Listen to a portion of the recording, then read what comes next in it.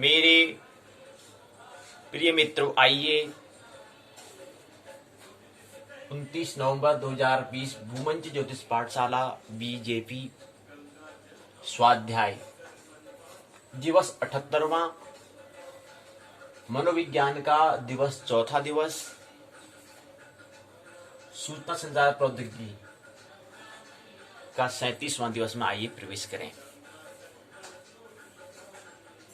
सूर्योदय 6:47, 1 मिनट और था देर में, 1 मिनट बाद में।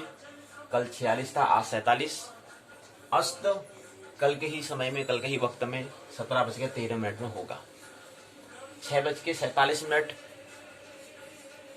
7:47, 13,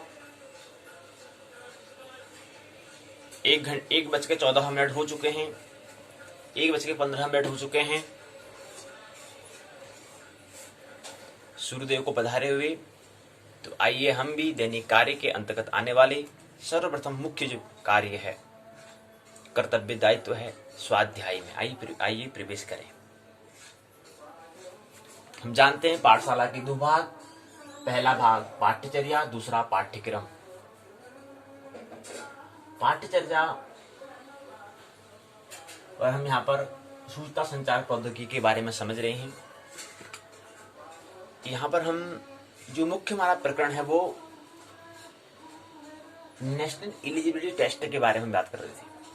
उसके अंतर्गत सूचना संचार प्रौद्योगिकी के बारे में हम समझने का प्रयास कर रहे थे। अब यहाँ पर भी थोड़ा हम संशोधन कर रहे हैं। इस वर्ष का 1 महीना हमारे पास है, यहाँ पर हम कुछ वो काम को कर लेंगे। जो हमारे कुछ महत्वपूर्ण बात होंगी जो इस वर्ष में करने होंगे उसको यहाँ पर पूर्ण कर लेंगे।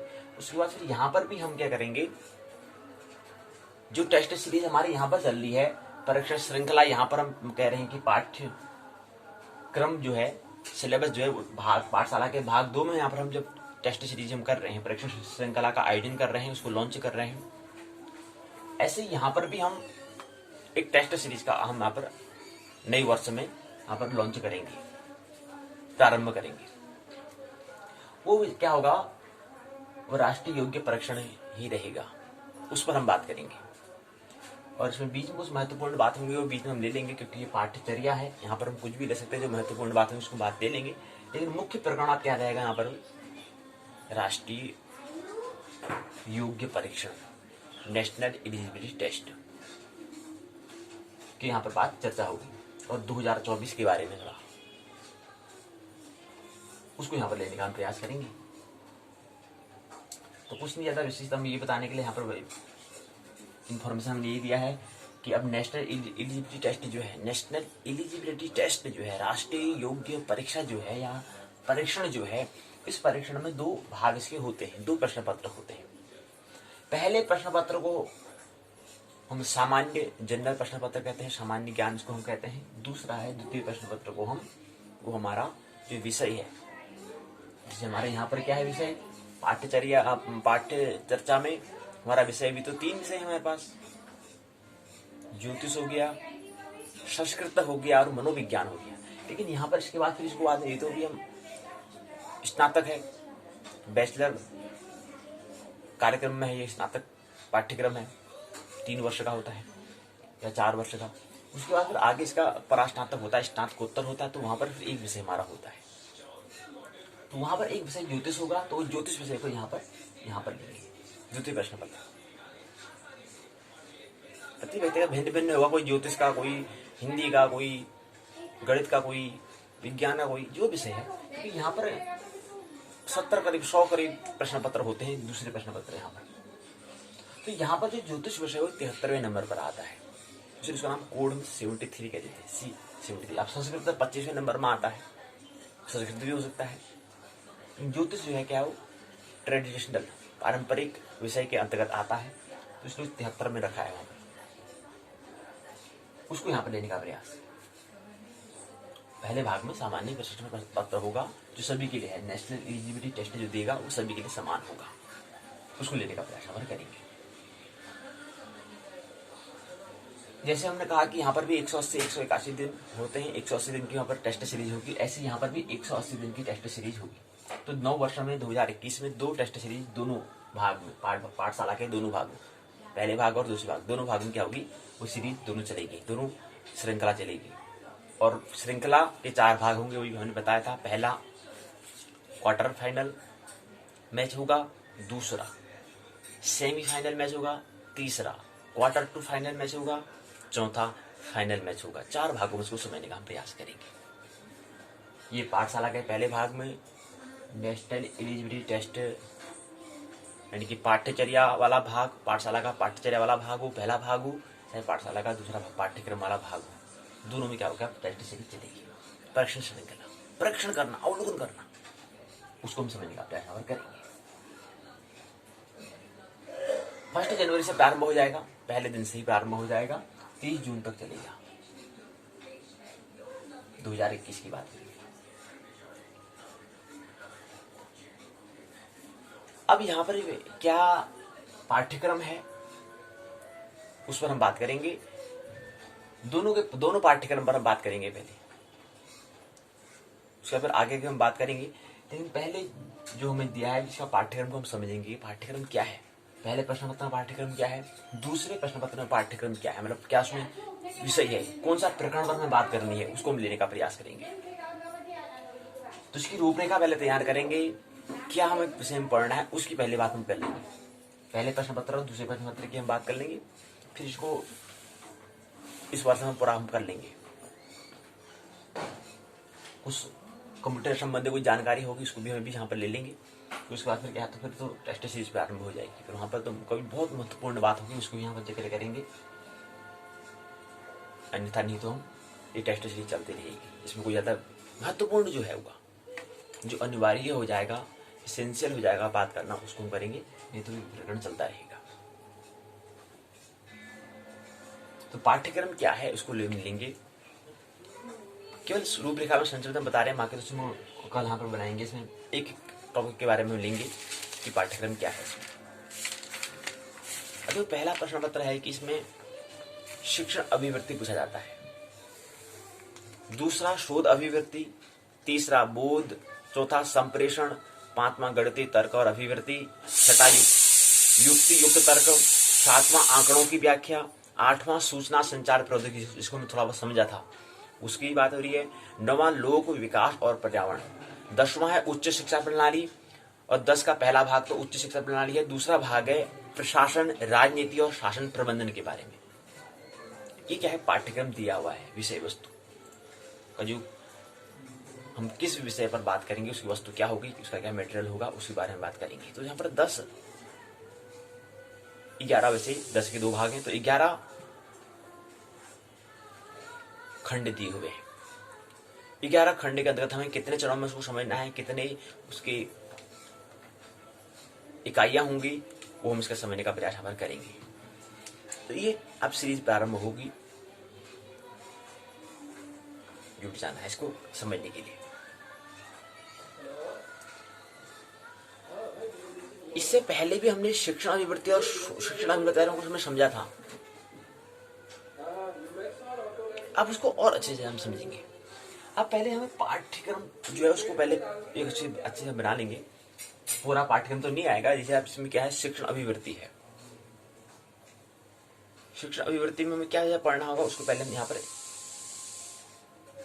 क्रम से हम लिखना शुरू करेंगे। शिक्षण अभिवृत्ति है तो ये चीज है, अच्छा शिक्षण अभिवृत्ति में ये चीज दिया है, अच्छा ये चीज दिया है, उसको यहाँ पर लिखेंगे। तो पहले एक दिन में उसको समझ लेंगे। फिर आएगा शोध अभिवृत्ति। शोध अभिवृत्ति में उन्होंने क्या दिया है, कौन से उसमें पाठ्यक्रम में उन्होंने कौन कौन से बिंदु पर बात की है, चरणों पर बात की है, कौन कौन से विषय यहाँ पर चुने, कौन कौन से प्रकरण पर हमें बात करना है, कौन कौन से प्रसंग पर हमें बात करना है, उसको पहले समझ लेंगे। फिर ऐसे आएगा बोध के बारे में दिया हुआ, संप्रेषण होगा, फिर उस विषयों को पहले समझेंगे। ये तो पहले प्रश्न पत्र है की बात होगी, लेकिन इसके बाद दूसरा प्रश्न पत्र भी होता है। इसका 2 भाग होते हैं, हमने कहा। दूसरे भाग में मैं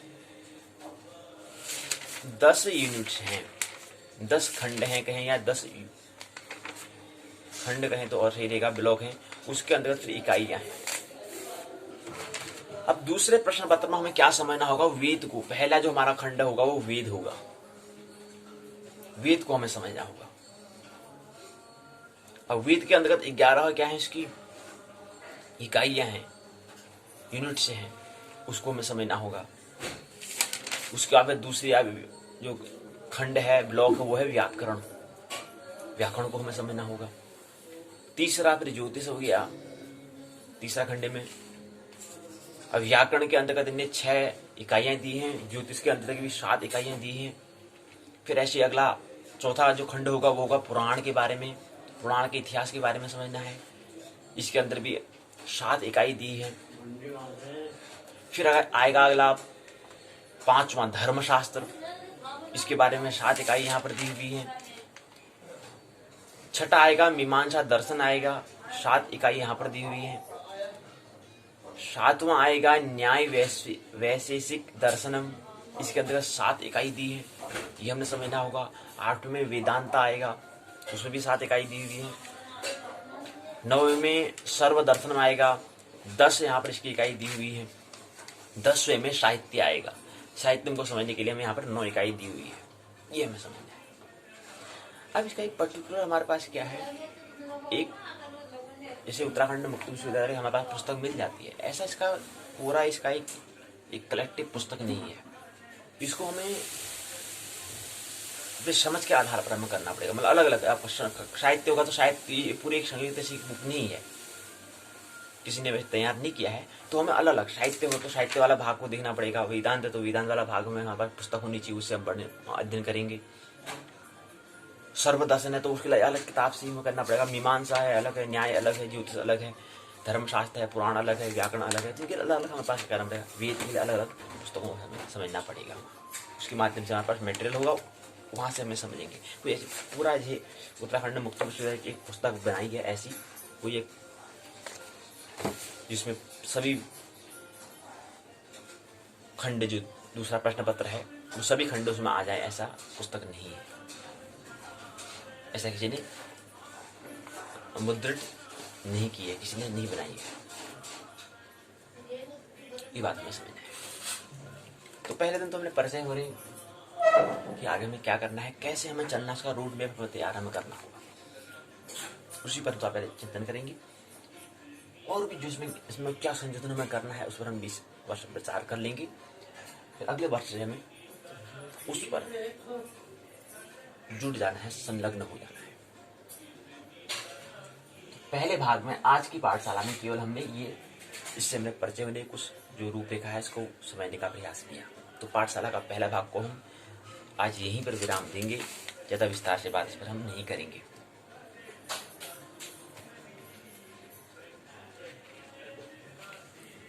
एक महत्वपूर्ण बात आती है, वो होता है कि जिंदगी 4 दिन की है, जीवन 4 दिन की है, कुछ भी ना गिला कीजिए। जीवन कुछ समय का है, 4 दिन का है, कुछ भी ना गिला कीजिए। दवा हो, जाम हो, इश्क हो तथा प्यार हो या जहर हो, जो भी मिले, सुख मिले, दुख मिले,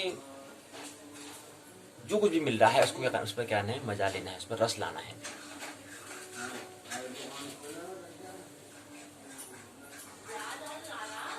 जो दुख है, दुख को भी जो सुख में परिवर्तन कर दे, उसका नाम है कला।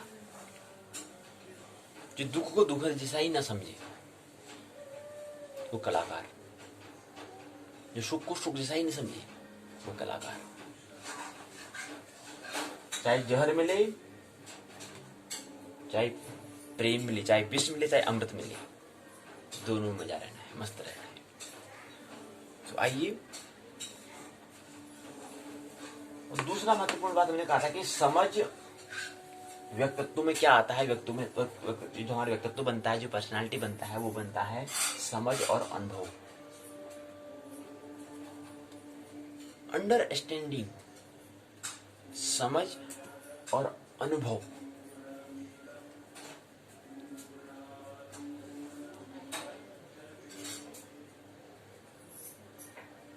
एक्सप्लेन करना, किसी बात को बताना, किसी को व्याख्या करना। अगर कोई विषय आपको दिया जाता है उस पर आप विस्तार से बताते हैं, कब बता पाएंगे उसको? जब उसने आपने क्या करा होगा, उसमें अनुभूति की होगी, उसको आपने प्रैक्टिकल किया होगा, आचरण में लिया होगा, तो वो आपका एक्सपीरियंस कहलाएगा, अनुभव कहलाएगा, एक्सपीरियंस कहलाएगा। आपका क्या एक्सपीरियंस है यार, क्या अनुभव इसके बाद, क्या अनुभव है इसके बाद?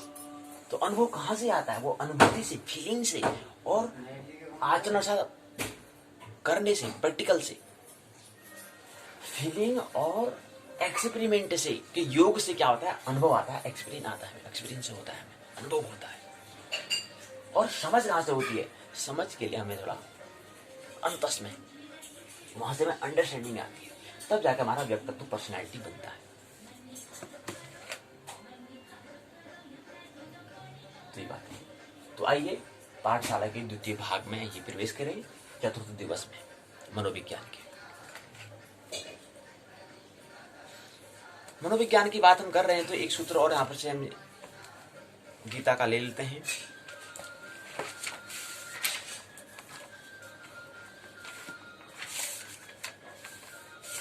अर्जुन ने प्रश्न तो कर दिया था, कहते हैं कृष्ण से कि हे कृष्ण, मैं युद्ध करने के लिए तैयार नहीं हूं। मैंने आपसे क्या कहा कि मेरा रथ को दोनों सेनाओं के मध्य ले जाओ।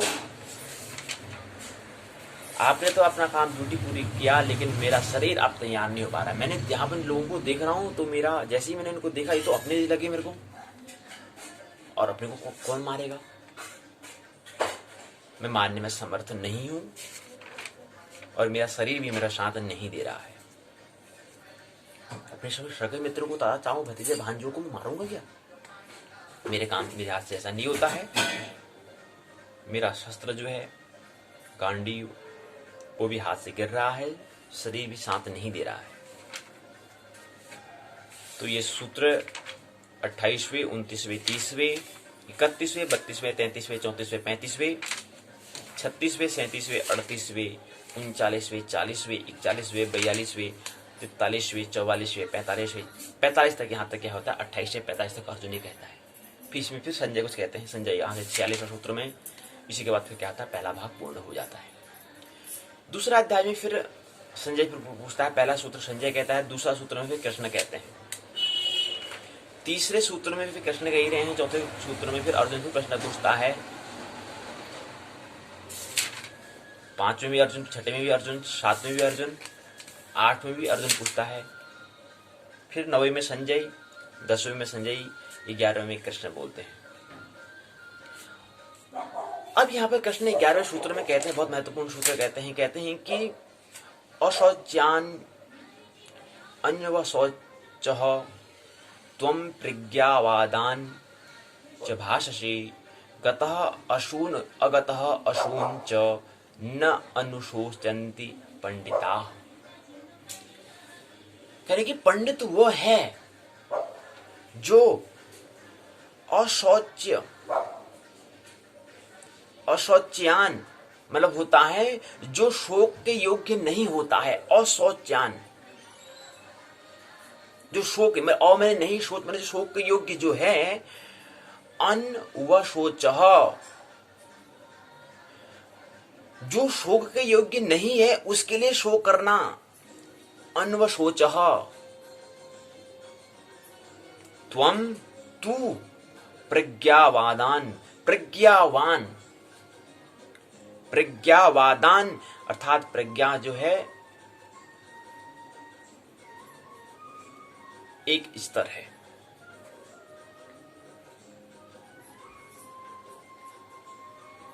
एक उपलब्धि, एक आपका स्तर कि आप कितने, जैसे हम कहते हैं कि यार हाँ, किसी व्यक्ति की हम तुलना करते हैं, यार हाँ इतना पैसा वाला, अमीर वाला, अच्छा व्यक्ति, अच्छे धनवान है, उसके पद की हम किससे तुलना करते हैं? पैसे से उसकी हम पद की तुलना करते हैं। ऐसे यहाँ पर पद का जो है वो कितना प्रज्ञावान है, मानसिक तल पर उसको देखें तो उसको प्रज्ञा या बुद्धिता, उसको इंटेलिजेंट, IQ या EQ जो भी है, या NQ, इसके आधार पर उसको हम देखते हैं कि उसकी वो व्यक्ति क्या है। IQ के आधार पर उसकी बुद्धिमत्ता को देखते हैं, इंटेलिजेंस को देखते हैं, उसकी बुद्धिमत्ता को देखते हैं। EQ के माध्यम से इमोशनल भाव के तल पर, प्रेम के भाव, जो प्रेम तल है उसके तल पर देखते हैं, हृदय के तल पर देखते हैं।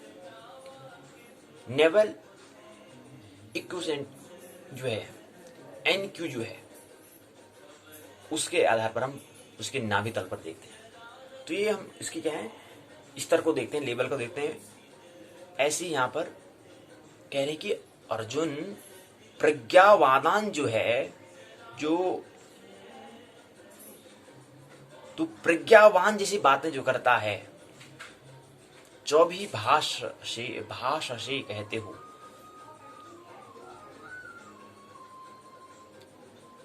अनुशोचंती नहीं सोचते हैं, नहीं शोक करते हैं। पंडिता मैंने होता है विद्वान। जो पंडित वो है जो शोक करने योग्य नहीं है, उसके लिए शोक नहीं करते हैं।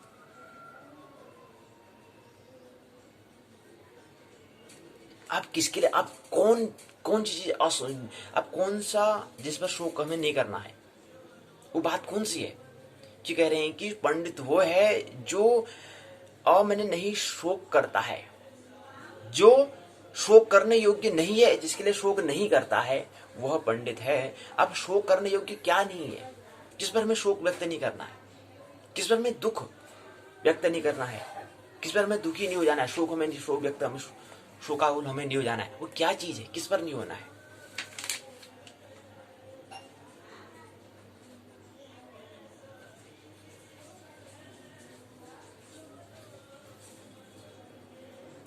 अब तू ये सोच रहा है कि मैं इसको मारूंगा तो प्रकृति के तू स्वभाव को नहीं समझ पा रहा है। तो शोक मतलब जो शोक करने, पंडित का स्वभाव क्या है? पंडित वो है जो जो शोक करने योग्य नहीं है, उस पर शोक व्यक्त नहीं करते हैं, शोक नहीं करते हैं। अब तू शोक कर रहा है, जो शोक करने योग्य नहीं है, लेकिन तू शोक कर रहा है। इसका वजह क्या है, कारण क्या है?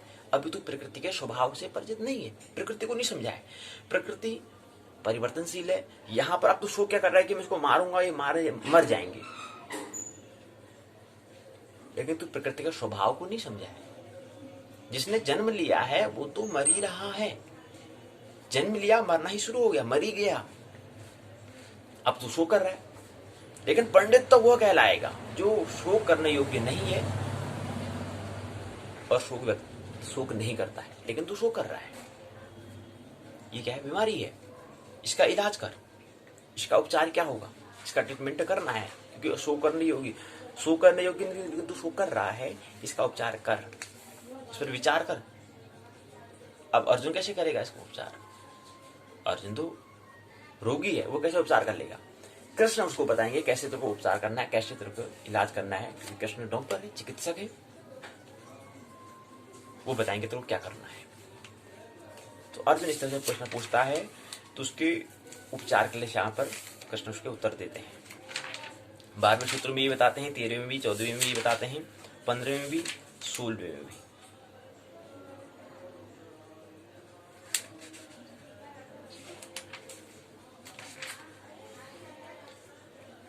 न असतः विद्यते भाव, न अभावः विद्यते सत्, उभयोः अपि दृष्टः अन्तः तु अन्योः तत्त्वदर्शिभिः।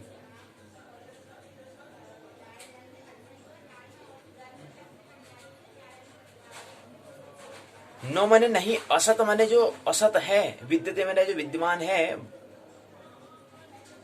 भाव माने होता है चिर स्थायित्व, न माने कभी नहीं। जो असत है, जिसने जन्म लिया उसका मरण तो हो ही रहा है, वो असत है, वो परमानेंट के लिए यहां पर नहीं है। चिर स्थायित्व यहां पर नहीं रह सकता है, लंबे समय तक नहीं रह सकता है जो असत है। लेकिन जो सत है,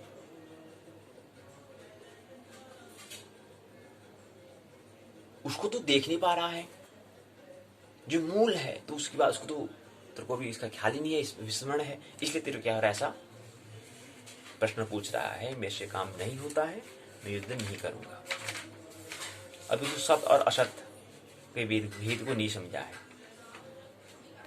अब कैसे समझेगा इसको? पूरा ऐसी गीता में होता है, जिक्र होता है इसका माध्यम से। मनोविज्ञान, मनोशास्त्र है, इसका इलाज मानसिक है।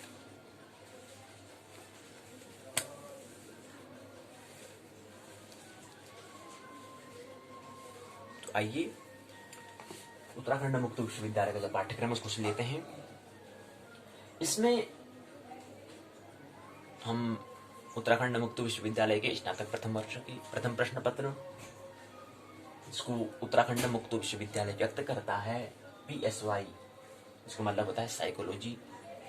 आंग्ल भाषा में है PSY, वैसे मनोविज्ञान होता है। आंग्ल भाषा में यहाँ पर लिखा है PSY, इसका मतलब होता है साइकोलॉजी। और 101 इसका क्या है, कोड इसको दिया हुआ प्रश्न पत्र का।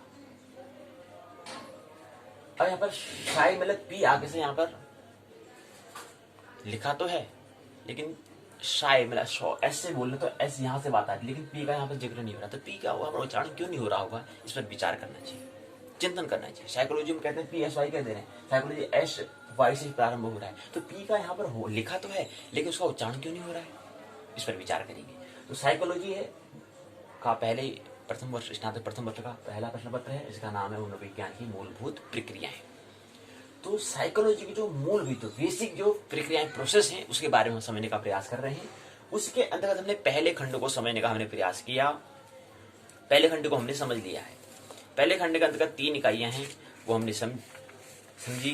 पहले इकाई में हमने समझने का प्रयास किया कि मनोविज्ञान साइकोलॉजी, उसके अंतर्गत हमने सबसे पहले उससे परिभाषा हमने समझी, डेफिनेशन हमको समझा, उसकी परिभाषा क्या है, परिमल उसको शब्दों के समूह में हम लाए, वो हमने समझने का प्रयास किया पहले इकाई में। दूसरी बात हमने लक्ष्य को समझने का प्रयास, इसका गोल क्या है ये समझने का प्रयास किया। उसके साथ हमने फील्ड, इसके क्षेत्र क्या है ये समझने का प्रयास हमने पहले इकाई में किया। और साथ साथ चौथा बिंदु था शाखाएं, ब्रांचेस के बारे में हमने समझने का प्रयास पहले इकाई में किया। इसी के साथ पहली इकाई पूर्ण हो गई थी। दूसरी इकाई में हम प्रवेश किए। दूसरी इकाई में मनोविज्ञान की विधियां, मेथड्स को हमने समझा। ये साइकोलॉजी की मेथड्स क्या हैं, विधि क्या है, इसको हमने समझने का प्रयास किया। मेथड्स ऑफ साइकोलॉजी, क्या विधियां हैं मनोविज्ञान की, उसको समझने का प्रयास कल की पाठशाला में हम कर रहे थे। उसके अंदर हमने 2 मुख्य विधि हमने कहा, एक होता है अवलोकन अर्थात ऑब्जर्वेशन होता है, एक होता है प्रयोगात्मक अर्थात एक्सपेरिमेंटल होता है मेथड। ये 2 मेथड को हमने कल समझने का प्रयास किया कल की पाठशाला में। और कल की पाठशाला में हमने दूसरी इकाई की और तीसरी इकाई, 2 इकाई पर हमने बात की थी। दूसरी इकाई में हमने, वैसे तीसरी इकाई है खंड की, वैसे पाठशाला की दूसरी इकाई, द्वितीय जो हमने कल तृतीय दिवस में जो देखा, तो उसकी दूसरी अर्थात तीसरी इकाई जो है उसमें हमने तंत्र का तंत्र अर्थात नर्वस सिस्टम को साथ समझने का हमने प्रयास किया। उसके अंदर हमने केंद्रीय और स्वचालित तंत्रिका तंत्र हमने उसको समझने के लिए हमने पहले तंत्रिका कोशिका को हमने समझने का प्रयास किया। तंत्रिका कोशिका कि पूरा संगठन जो होता है उसको हम तंत्र कहते हैं। तंत्रिका कोशिका सेल, हमने कहा कि एक सेल से में कितने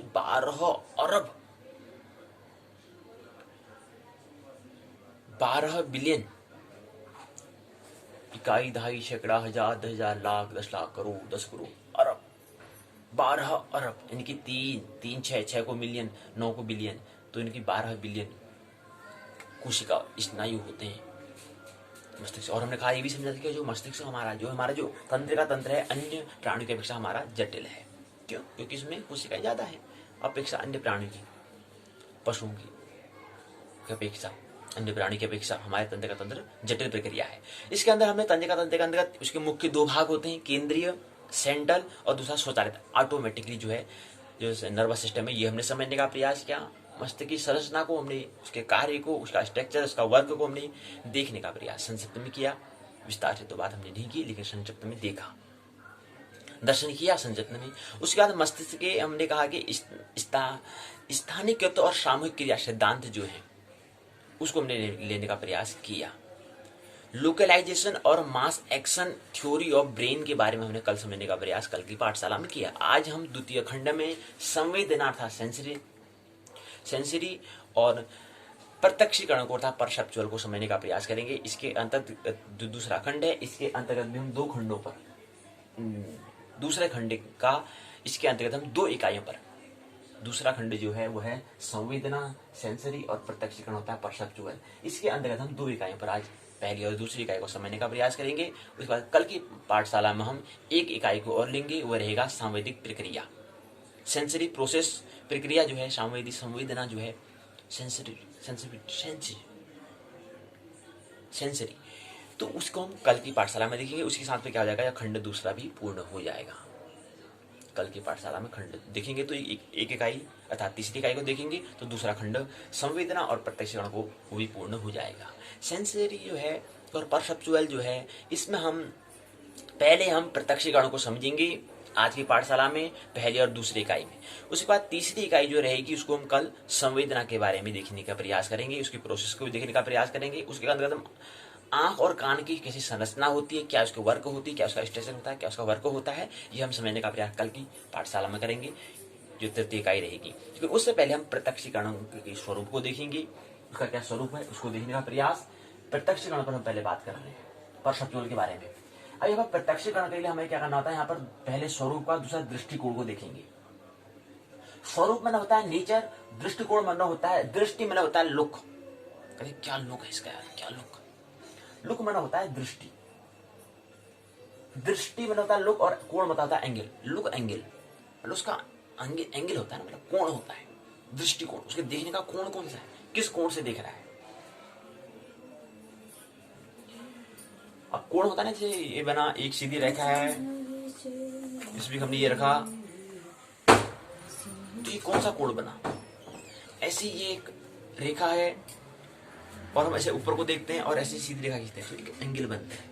तो ये जो बीच में यहाँ पर जो बन रहा है ये क्या है, कोण है। अब कितने डिग्री का बन रहा है, कितने अंश का बन रहा है वो तो बात की बात है, लेकिन कोण बनना है तो इस कोण की बात। ऐसे हमारी दृष्टि अर्थात हमारा नजरिया, ऐसा हमारा एटीट्यूड होता है, हमारे देखने का भी नजरिया यानी कि दृष्टिकोण होता है, उसी पर हम बात कर रहे हैं। तो प्रत्यक्षीकरण के लिए हम पहले स्वरूप, उसका स्वरूप क्या होता है, उसका नेचर क्या होता है, उससे हम मुलाकात करेंगे। उसके बाद उसके दृष्टिकोण, और दृष्टिकोण में मुख्य दो दृष्टिकोण को समझेंगे। एक आएगा गेस्टाल्टवादी होंगे। वादी मतलब होता है दृष्टि वाला, नजर वाला या अनुयायी या भक्त भी उसको कह सकते हैं। तो ये गेस्टाल्ट वाले वादी होंगे, जैसे गांधीवादी मतलब अनुयायी, वादी मतलब उसके अनुयायी होना, उसके पीछे चलना, अनुयायी। यानी कि गांधी की भी वही दृष्टि, तो जो उसके अनुयायी उनको भी वही दृष्टि लगता है, तो उन दोनों का दृष्टि क्या है, सेम है। तो इसलिए वादी का मतलब होता है दृष्टि या नजर या नजरिया, एटीट्यूड। मतलब जैसे गांधी की दृष्टि थी वैसी उनकी भी दृष्टि होती है, इसलिए गांधीवादी कहते हैं। ऐसे यहाँ पर गेस्टाल्ट का जो दृष्टिकोण है, जो उसका एटीट्यूड है, जो उसका लुक है, जो लुक का जो एंगल है उसका, उसी एंगल में गेस्टाल्ट कुछ वादी होंगे। जैसा गेस्टाल्ट कहता है वैसे उनका भी दृष्टि लगता होगा कि प्रत्यक्षीकरण परसेप्चुअल के बारे में उनका भी ऐसी दृष्टि होती होगी। तो उसको हम अब गेस्टाल्ट जो जितने गेस्टाल्ट ने प्रत्यक्षीकरण के बारे में बताया, प्रत्यक्ष मतलब होता है साक्षात। प्रत्यक्ष मतलब साक्षात जो है, साक्षात्कार करना हम कहते हैं। इंटरव्यू का मतलब होता है, उसका आंग्ल भाषा में उसको इंटरव्यू कहते हैं, उसका हिंदी में होता है साक्षात्कार। साक्षात मतलब क्या होता है, प्रत्यक्ष जो हो। तो प्रत्यक्ष परसेप्चुअल जो हम बोल रहे हैं वो क्या है, प्रत्यक्ष है। अब प्रत्यक्ष के लिए जो गेस्टाल्ट जो मित्र जो है, वो उनका जो प्रत्यक्षीकरण जो है, जो साक्षात जो है, उसके बारे में उनके दृष्टिकोण क्या है, उसको उनकी जो दृष्टि रहेगी, तो उसके जो गेस्टाल्ट की दृष्टि है, उसमें पथ में चलने वाले जो अन्य लोग होंगे उनकी भी दृष्टि अगर गेस्टाल्ट की तरह मिल रही है तो उसके वो वादी कह जाएंगे। ऐसे ही फिर दूसरा दृष्टिकोण होता है व्यवहारवादी। एक दूसरे व्यक्ति होते हैं, उनका वो कहते हैं कि व्यवहार, हमारा दृष्टि क्या है, व्यवहार, बिहेवियर पर दृष्टि होती है। तो इसी पर चलने वाले जो मित्र होंगे वो व्यवहारवादी वाले व्यक्ति कहलाएंगे। ऐसे व्यक्ति कहलाएंगे, वो उनका दृष्टिकोण व्यवहारवादी कहलाएगा। तो इसमें दो दृष्टिकोण होंगे, गेस्टाल्टवादी और व्यवहारवादी, दो दृष्टिकोण को हम समझने का प्रयास करेंगे। तो ये तो रहा मुख्य बात। अब हम इकाई पहली को समझे, तो पहली इकाई में पहले प्रस्तावना है, दूसरा उद्देश्य, तीसरा स्वरूप है। स्वरूप के अंदर 6 बिंदु पर समझने का हम प्रयास करेंगे, 6 टर्म्स होंगे, 6 तथ्य को समझेंगे। उसके बाद चौथा आएगा विशेषता। इसकी विशेषता क्या है, विशेषता के 6 बिंदु होंगे। अब यहाँ पर हमारे पास स्थान जो है, स्पेस कम है, इसलिए हम यहाँ पर तीर के निशान से बता दे रहे हैं कि इसका विभाग ये है। यहाँ पर मैं जिक्र नहीं किया, अब हमने कह रहे हैं कि इसकी विशेषता 6 है। इसकी 6 विशेषता हमने 6 तीर के निशान बना दिए, 1 2 3 4 5 6। अब यहाँ पर जगह नहीं है कि इसको पूरा लिख दें, क्योंकि 2 इकाई यहाँ पर हमें क्या करना है, इसका एडजस्ट में करना है, व्यवस्थित करना है। इस पट्ट पर, वही पट्ट पर भी इतने हिस्से में क्या करना है, इसको जगह में पूरा व्यवस्थित हमें करना है। तो इसलिए हमें क्या करना पड़ेगा, संक्षिप्त में तीर का निशान दिखा दे कि विशेषता जो है उसके अंदर 6 बिंदु पर बात करेंगे, पहला, दूसरा, तीसरा, चौथा, पांचवा, छठा। क्योंकि कल की पाठशाला में क्या था, वहां पर भी 2 इकाई आई थी, तो 2 इकाई में एक इकाई का यहाँ पर समावेश हो गया था, लेकिन दूसरी इकाई का यहाँ पर समावेश नहीं हुआ था। इसलिए देखते हुए हमने क्या करा, संक्षिप्त में ऐसा ही करना पड़ेगा। 2 इकाई जहां पर आएंगी वहां पर हम क्या कर रहे हैं, उसके स्वागत यहाँ पर रूपरेखा तैयार होनी चाहिए। तो इसलिए इसको हम यहाँ पर बिंदु पर दिखा रहे हैं, एरो करके तीर का निशान से बता दे रहे हैं इसके क्या है, 6 बिंदु हैं, इसलिए हमने यहाँ पर 6 बिंदु कर दिया। चौथे में, पांचवा में आता है प्रक्रियाएं, प्रोसेस क्या होती है, उसको समझने का हम प्रयास करेंगे। अब यहाँ पर जो प्रक्रियाएं है उसके अंदर 4 बिंदु हैं। 4 बिंदु के लिए हमने यहाँ पर 4 के निशान डाले। प्रक्रिया के अंदर में 4, 1 2 3 4, यानी कि प्रक्रिया के अंदर जो प्रक्रियाएं हुई 4 बिंदु पर, मुख्य 4 बिंदु पर बात करेंगे। उसके बाद पांचवा तो ये चरण, छठा चरण है अंतर। अब अंतर हम करेंगे डिफरेंस दोनों के बीच में। अब किसके बीच में? दोनों के बीच में। किसके बीच में करेंगे? वो करेंगे प्रत्यक्षीकरण और संवेदना के बीच में। क्यों? क्योंकि हमने दूसरा जो खंड है वो उसके अंदर हम 2 विषयों पर, मुख्य प्रकरण 2 प्रकरणों पर हम बात कर रहे हैं, 2 प्रसंगों पर हम बात कर रहे हैं। पहला प्रसंग तो है संवेदना, दूसरा प्रसंग है प्रत्यक्षीकरण। 2 प्रसंगों पर हम बात कर रहे हैं। तो आज की पाठशाला में पहली और दूसरी इकाई में प्रत्यक्ष को हम देख रहे हैं, प्रत्यक्षीकरण पर हम बात कर रहे हैं, परसेप्चुअल को समझने का प्रयास कर रहे हैं। दूसरी कल की इकाई में हम अंतिम जो इकाई होगी, और खंड में 3 इकाई दी गई हैं, पहले खंड में भी 3 इकाई, दूसरे खंड में भी 3 इकाई है। ऐसे क्या है, 6 खंड है, उसके अंदर 3 इकाई है, तो 6 3 18 हो जाता है। तो 18 इकाइयां ऐसे उत्तराखंड मुक्त विश्वविद्यालय ने पाठ्यक्रम को ऐसे निर्धारित किया है, ऐसे सिक्वेंस में क्रम में रखा है। तो पहले में हम प्रत्यक्षीकरण 2 इकाई में देखेंगे। तो संवेदना के बारे में कल तीसरी इकाई में समझेंगे, लेकिन प्रत्यक्षीकरण और संवेदना के बीच में अंतर हम आज ही समझ लेंगे। संवेदना के बारे में थोड़ा बहुत तो हम समझ लेंगे, और थोड़ा बहुत उसके दोनों के बीच में अंतर भी समझ लेंगे यहाँ पर। और कल की इकाई में थोड़ा जो संवेदना के बारे में थोड़ा विस्तार से कल तीसरी इकाई में समझेंगे। तो ये हमने कहा कि यहाँ पर अंतर हमें करना है। अब इस अंतर को हमें समझने के लिए किसके बीच में? प्रत्यक्षीकरण और संवेदना के बारे में, परसेप्चुअल और सेंसरी के बारे में हम समझेंगे। अब इसमें जो अंतर करेंगे, कितनी चरणों में इसको करेंगे, कितने बिंदु में इसको समझेंगे, उसके लिए हमने यहाँ पर 3 का निशान बना दिया। 1 बिंदु, 2 बिंदु, 3 बिंदु, 4 बिंदु, 5 बिंदु, 6 बिंदु, 7 बिंदु में अंतर करेंगे, इसको कंपेरिजन करेंगे, तुलना करेंगे, अंतर करेंगे। इसमें डिफरेंस क्या है बीच में? Difference between sensory and perceptual. Between में जो बीच में जो है, क्या अंतर है, क्या डिफरेंस है, ये हम समझने का प्रयास 6 बिंदु के माध्यम पर करेंगे।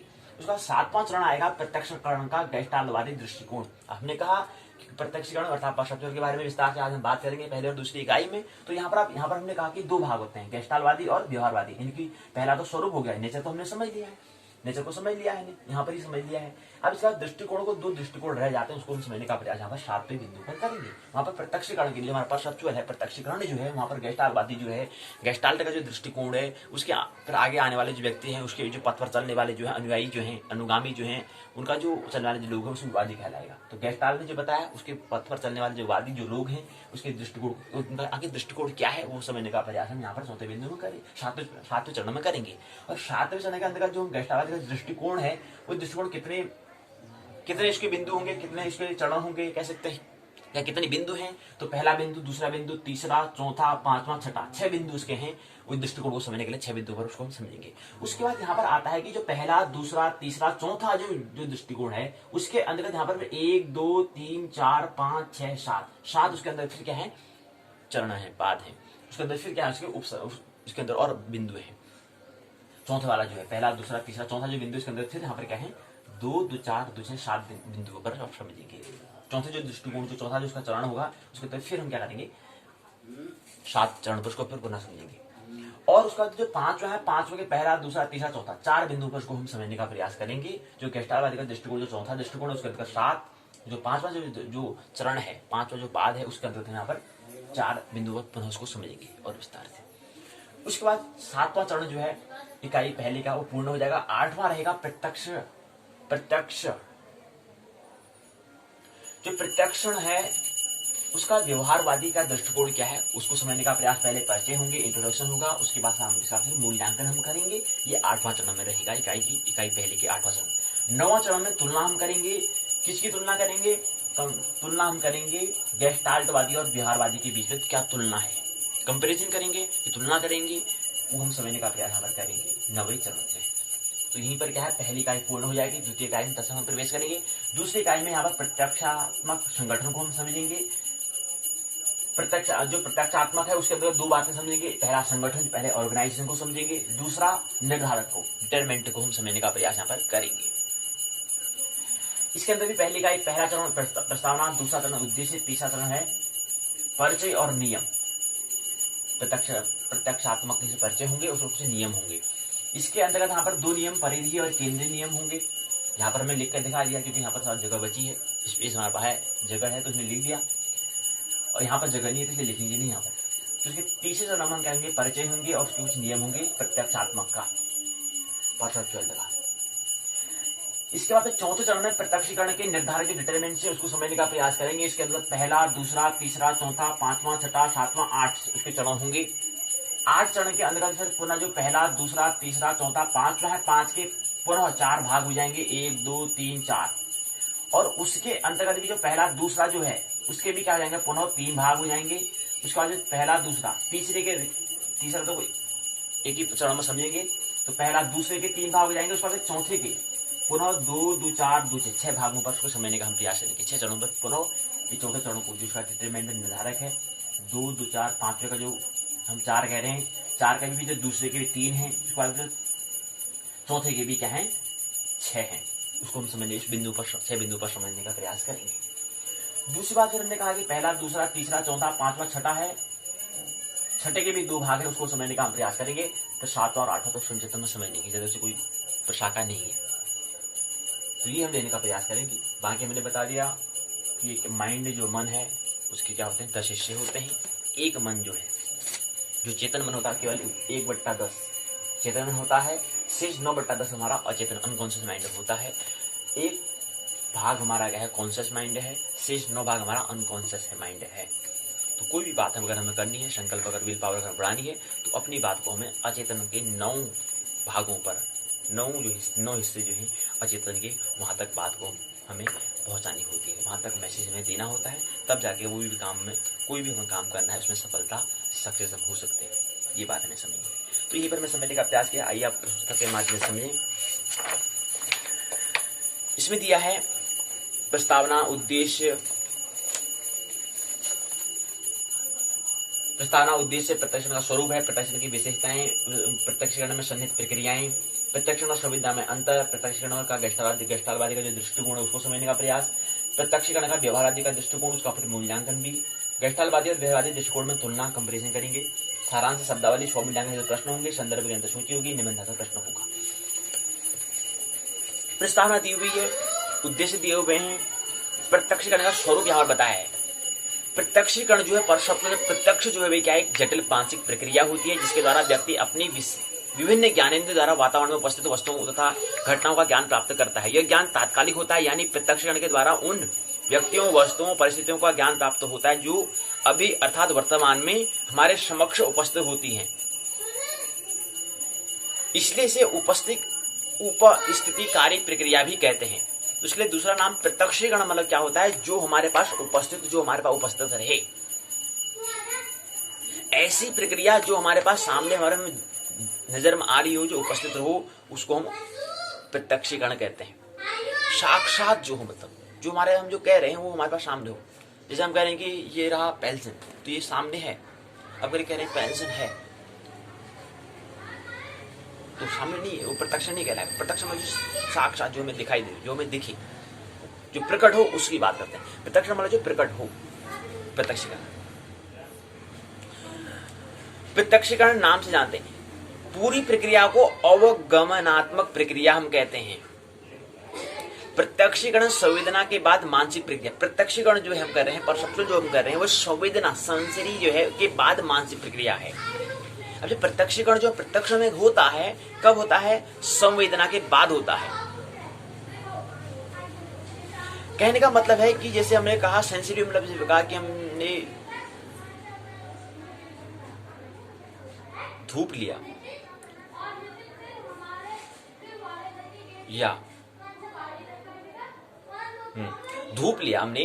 अब धूप को हम कहते हैं कि धूप हम थोड़ा नाक के पास लाए, तो हमने घ्राण के द्वारा से उसके गंध को हमने लिया, तो गंध हमने लिया, पहले हमने क्या करा, फीलिंग को, संवेदना, सेंसिटी हमारी जो थी, सेंसिटिविटी के माध्यम से हमने उसको संवेदना ली। उसके बाद हमने कहा इसका प्रत्यक्षण बाद में किया हमने। अच्छा, उसके बाद हमने कहा अच्छा ठीक है, ये चंदन का है, ये इसका है, हम कहते हैं कि धूप, इसमें कौन सा धूप है, चंदन का धूप है। ये बाद में उसका क्या होता है, प्रत्यक्षीकरण होता है। तो संवेदना के बाद आती है प्रत्यक्षीकरण, ये हमें ख्याल रखना चाहिए। समस्त प्रक्रियाएं जो सन्निहित है वो संवेदना में ही निहित होती हैं। संवेदना के बाद आगे हम उसका क्या होता है, पूरा परिणाम होता है। विज्ञान क्या है, विज्ञान के एक परिधि में है, सर जो हम कह रहे हैं, ये वर्तुल जो है उसके बाहर है, परिधि में है, जबकि केंद्र में मूल है। तो विज्ञान की बात परिधि की बात होती है। मूल की तो बात विज्ञान कर नहीं सकता, वहां पर तो फिर धर्म, फिर विज्ञान नहीं रह जाता, वहां पर तो फिर क्या आएगा, धर्म में फिर पेश करना पड़ेगा। तो विज्ञान क्या परिधि है, ऐसी ही क्या है जो प्रत्यक्षीकरण वो भी परिधि वाली बात है। इस समय जैसे हम कह रहे हैं कि हमारे पास आंख है, आंख से हम जो चश्मा है, आंख मैंने बंद करी, बाहर चश्मा लगा हुआ है, तो चश्मा क्या है, प्रत्यक्षीकरण है। आप जैसे आंख खोली, जो चश्मा था, चश्मा के माध्यम से हमने किसी व्यक्ति को देखा, तो वो प्रत्यक्षीकरण कहलाएगा। लेकिन उससे पहले तो हम कुछ न कुछ आवाज जैसी आ रही थी, उसके माध्यम से हमने कुछ, उसके संवेदना से हमने पता कर लिया कि हाँ कोई व्यक्ति, हाँ कोई छोटा वाला कोई व्यक्ति, कोई स्त्री है, कोई लड़की है, या कोई लड़का है, ये हाँ उसकी आवाज से पता लगा रहे थे। या कोई गाड़ी का आवाज आ रही है, गाड़ी है, चाहे स्कूटी का आवाज है, चाहे बाइक की आवाज है, तो ये हमें संवेदना से हम पता कर रहे थे। लेकिन जैसे हमने आंख खोला तो हमें देख दिया सामने, अच्छा वाकई में यार जो मैं कह रहा था वही वाकई में क्या हो रहा है, फिर आगे स्कूटी है यार, स्कूटी की आवाज आ रही थी, वाहन था कोई, वाकई में ठीक है, तो हमने उसको सामने देखा, प्रत्यक्ष करा, तो वो प्रत्यक्षीकरण कहलाएगा। तो प्रत्यक्षीकरण बाद में होता है, उससे पहले संवेदना के माध्यम से देखते हैं। मतलब दो घटना, मतलब एक छोर के बाद दूसरा छोर होता है। मतलब पहला छोर आता है संवेदना, सेंसरी आती है, उसके बाद फिर आते परसेप्शन होता है, प्रत्यक्ष बाद में होता है। तो इसमें महत्वपूर्ण बात आती है, पहली बात है कि इसमें कुछ महत्वपूर्ण बात जो है इसको मैं समझ सकते हैं कि हमने कहा कि प्रत्यक्षीकरण क्या है, मानसिक क्रिया, मेंटल प्रोसेस है, मेंटल क्रिया है, कर्म है। ये क्या है, मानसिक क्रिया है। इसमें हमने कहा कि 6 बात को हम समझ सकते हैं। पहली बात तो ये हो सकती है कि इसमें उद्दीपक की उपस्थिति होती है, कोई उद्दीपक होना चाहिए। दूसरा, ज्ञानेंद्रिय द्वारा उद्दीपक को ग्रहण करना और स्नायु प्रवाहों की उत्पत्ति होना, दूसरा बिंदु। तीसरा बिंदु होता है स्नायु प्रवाहों का मस्तिष्क से केंद्र विशेष में पहुंचाना। चौथा, एक विशेष प्रकार की संवेदना का अनुभव करना, संवेदना में अर्थ का जुड़ना, प्रत्यक्षीकरण। ये क्या है, तब जाकर प्रत्यक्षीकरण होता है। इन 5 बिंदुओं के बाद छठे बिंदु में क्या होता है, छठे चरण में क्या होता है, ये हमें प्रत्यक्षीकरण हो जाता है। पहले हमें उद्दीपक की उपस्थिति होनी चाहिए, कोई उद्दीपक होना चाहिए, कोई सामने स्कूटी है तो उसकी होना चाहिए। उसको फिर ज्ञानेंद्रिय द्वारा उद्दीपक को ग्रहण करना। पहली बात के जो हम कह रहे हैं कि स्कूटी बाहर आवाज कह रहे हैं, तो वहां पर वो पहली चीज होना चाहिए, मतलब उद्दीपक वहां पर उपस्थित होना चाहिए। दूसरा, ज्ञानेंद्रिय द्वारा उद्दीपक को ग्रहण करना और स्नायु प्रवाह। आप जो स्कूटी है उसको एकदम से ही बात प्रक्रिया नहीं हो जा रही है, कुछ उद्दीपक की उपस्थिति से प्रत्यक्षीकरण क्या होता है, उसके लिए हमें 6 चरणों में प्रत्यक्षीकरण और उद्दीपक की उपस्थिति है और प्रत्यक्षीकरण है, उसके मध्य में हमें 4 चरणों में होकर जाना पड़ता है। दूसरा होता है ज्ञानेंद्रिय द्वारा उद्दीपक को ग्रहण करना, स्नायु प्रवाह की उत्पत्ति होना। पहला चरण ये होता है उद्दीपक उपस्थित है, स्कूटी सामने है, वो हमें दिखेगी कब, उसके लिए पहले हमारे पास क्या होना चाहिए, उसके मध्य में तीसरा जो दूसरा, पहला, दूसरा, तीसरा 4 चरण होते हैं। पहला चरण में ज्ञानेंद्रिय द्वारा उद्दीपक को ग्रहण करना चाहिए और स्नायु प्रवाह की उत्पत्ति होनी चाहिए। दूसरे में स्नायु प्रवाहों का मस्तिष्क के केंद्र में विशेष में पहुंचना चाहिए। उसके बाद तीसरा है एक विशेष प्रकार की संवेदना का हमें अनुभव होना चाहिए, हमें फीलिंग होना चाहिए, अनुभूति होनी चाहिए, फीलिंग होनी चाहिए। और फीलिंग से बाद में क्या बनेगा, हमारा अनुभव, एक्सपीरियंस बनेगा। अनुभव बाद में होगा, पहले अनुभूति होनी चाहिए। उसके बाद संवेदना का अर्थ से हमें कुछ जुड़ना चाहिए, उससे जुड़ना चाहिए कि ध्वनि आ रही है और साउंड आ रहा है, उससे फिर जुड़ना चाहिए। तब जाके छठे चरण में क्या होता है, प्रत्यक्षीकरण होता है, वो साक्षात होता है, साक्षात्कार कहते हैं। तब कहते हैं कि हमें प्रत्यक्षीकरण हुआ, साक्षात्कार हुआ। वही इंटरव्यू भी होता है, इंटरव्यू में भी यही होता है, साक्षात्कार ऐसे ही निकल लेते हैं, वहां पर भी ऐसे ही करना होता है। वहां पर हमारे पूरे अंतस में और आचरण में, हमारे इंटरव्यू में हमारे अनुभूति को, हमारी फीलिंग को, हमारे IQ को, हमारे EQ को, हमारे NQ को देखा जाता है। तो हमारे अनुभूति को, हमारे फीलिंग को, हमारे आचरण को, हमारे बिहेवियर को, हमारे फीलिंग को, हमारे बिहेवियर को, हमारे अर्थात हमारे एक्सपीरियंस को, हमारे अनुभव को देखा जाता है। और हमारे साथ हमारे अनुभव तो हमने देख लिया, लेकिन बात पूरी नहीं होगी, उसके साथ साथ हमारे समझ को, हमारे अंडरस्टैंडिंग को देखा जाता है। उस समझ के आधार पर हम प्रज्ञा कहते हैं, यहाँ अनुभव के आधार पर मेधावी हम कहते हैं। प्रज्ञावान जो है वो समझ, प्रज्ञावान कौन कहलाएगा, जिसके पास समझ होगी, अंडरस्टैंडिंग होगी, वो प्रज्ञावान कहलाएगा। और जो अनुभूति और आचरण, जो अनुभव जो प्राप्त कर रहा है, जो एक्सपीरियंस जिसको हो रहा है, अनुभव वाला व्यक्ति कहलाएगा प्रतिभाशाली हम कहेंगे। तो प्रतिभाशाली और समझ के साथ हम प्रज्ञावान कहते हैं। प्रज्ञा और मेधावी में यही अंतर है। प्रतिभाशाली या मेधावी में इसको कहेंगे, अनुभूति और आचरण अनुभव वाले को हम कहेंगे मेधावी है, कहेंगे व्यक्ति क्या मेधावी है। तथा अनुभूति मतलब क्या, हृदय वाला तो कम ही होता है, लेकिन आचरण होता है वैज्ञानिक ज्यादा होता है, बुद्धिमत्ता वाला ज्यादा होता है, इसलिए हम कहते हैं इसको यार प्रतिभाशाली व्यक्ति है। लेकिन प्रज्ञावान में क्या है, समझ जो जाए तो वही व्यक्ति फिर उसका व्यक्तित्व बनता है, पर्सनैलिटी बनती है। तो पर्सनैलिटी में समझ, अनुभूति, आचरण का योग अनुभव बनता है और व्यक्तित्व बनता है। तो व्यक्तित्व में ये चीज बातें आती है। तो प्रत्यक्ष साक्षात्कार में यही चीज देखा जाता है, हमारी समझ देखी जाती है, हमारी अंडरस्टैंडिंग देखी जाती है, हमारी फीलिंग, हमारी जो हमारी अनुभूति वो देखी जाती है, हमारा आचरण, हमारा एक्सपेरिमेंट, हमारा कर्तव्य, हमारा कर्म जो हम आचरण कर रहे हैं, जो हमारा बिहेवियर है, व्यवहार को देखा जाता है। और हमारा अनुभव जो है, अनुभूति और आचरण के आधार पर जो हमारा अनुभव बना है, जो हमारा एक्सपीरियंस जो हमारा बना है, अनुभव जो बना है, उसको देखा जाता है। ये सब क्या है, साक्षात्कार में देखा जाता है। हमारा अर्थात कहने का मतलब हमारा व्यक्तित्व को देखा जाता है। तो ये प्रत्यक्षीकरण के ऐसे नहीं हो जाता है, कोई उद्दीपक होना चाहिए, उसके मध्य में 4 चरणों से होकर जाना पड़ेगा, तब जाके 5वें। पहले में तो प्रत्यक्ष उद्दीपक उपस्थित है, पहला चरण तो वो हो गया, उसके मध्य में 4 चरण और होते हैं, उसके बाद 5 हो गए, 6ठे चरण में तब जाके प्रत्यक्षीकरण होता है। ये हमें ख्याल है। विशेषताएं क्या होती है, यह एक जटिल मानसिक प्रक्रिया है। अब विशेषता की हम बात करें तो इसकी विशेषताएं क्या है, 6 विशेषताएं हैं, 6 बिंदु पर बात करें। पहली बात क्या है, मानसिक, ये क्या है, मानसिक जटिल प्रक्रिया है, पहली इसकी विशेषता। दूसरी यह एक चयनात्मक प्रक्रिया है, दूसरी विशेषता। तीसरी, प्रत्यक्षीकरण आकार और पृष्ठभूमि पर आधारित होती है, आकार के शेप पर और पृष्ठभूमि पर। पृष्ठ मतलब पीछे, भूमि पर आधारित होती है, बैकग्राउंड के आधार पर क्या होती है, बेस पर होती है। तीसरा इसकी विशेषता। चौथा, प्रत्यक्षीकरण समग्र का होता है। प्रत्यक्षीकरण समग्र हमने बात की थी भी कि समग्र मतलब क्या है, हमारे समग्र किसको कहेंगे, समग्र मतलब होता है कि समझ, अनुभूति, आचरण, अनुभव और व्यक्तित्व, अर्थात समझ और अनुभव को ही हम कहते हैं संपूर्ण कहते हैं। तो ये क्या है, संपूर्ण प्रत्यक्षीकरण क्या है, समग्र का होता है। समग्र मतलब समझ मतलब होता है कि 2 ही बातें होती है, यानी कि मूल की बातें, और अनुभव मतलब जो हमारे बाहर जो है, बाह्य की बातें, उसको क्या कहते हैं, समग्र कहते हैं। समग्र मतलब क्या है, मूल और प्रकृति, ब्रह्म प्लस अंड, उसको हम कहते हैं समग्र कहते हैं। बाकी इन दोनों हिस्से में बाकी शेष आ जाता है, शेष इसी के अंतर्गत आ जाता है। तो समग्र मतलब क्या होता है, प्रत्यक्षीकरण में समग्र होता है, क्योंकि प्रत्यक्षीकरण में क्या समझ भी जुड़ा हुआ होता है और अनुभव भी जुड़ा होता है। उसके साथ में क्या बनता है, उसको प्रत्यक्षीकरण साक्षात्कार कहते हैं। या कह सकते हैं समझ प्लस अनुभव बराबर साक्षात्कार या व्यक्तित्व कह सकते हैं। जिस व्यक्ति ने साक्षात्कार किया है उसका व्यक्तित्व है कहेंगे, उसका व्यक्तित्व निश्चय कुछ प्रेरणा लेना योग्य कुछ है कहेंगे, जिसने साक्षात्कार किया है, जिसने समझ और अनुभव किया है।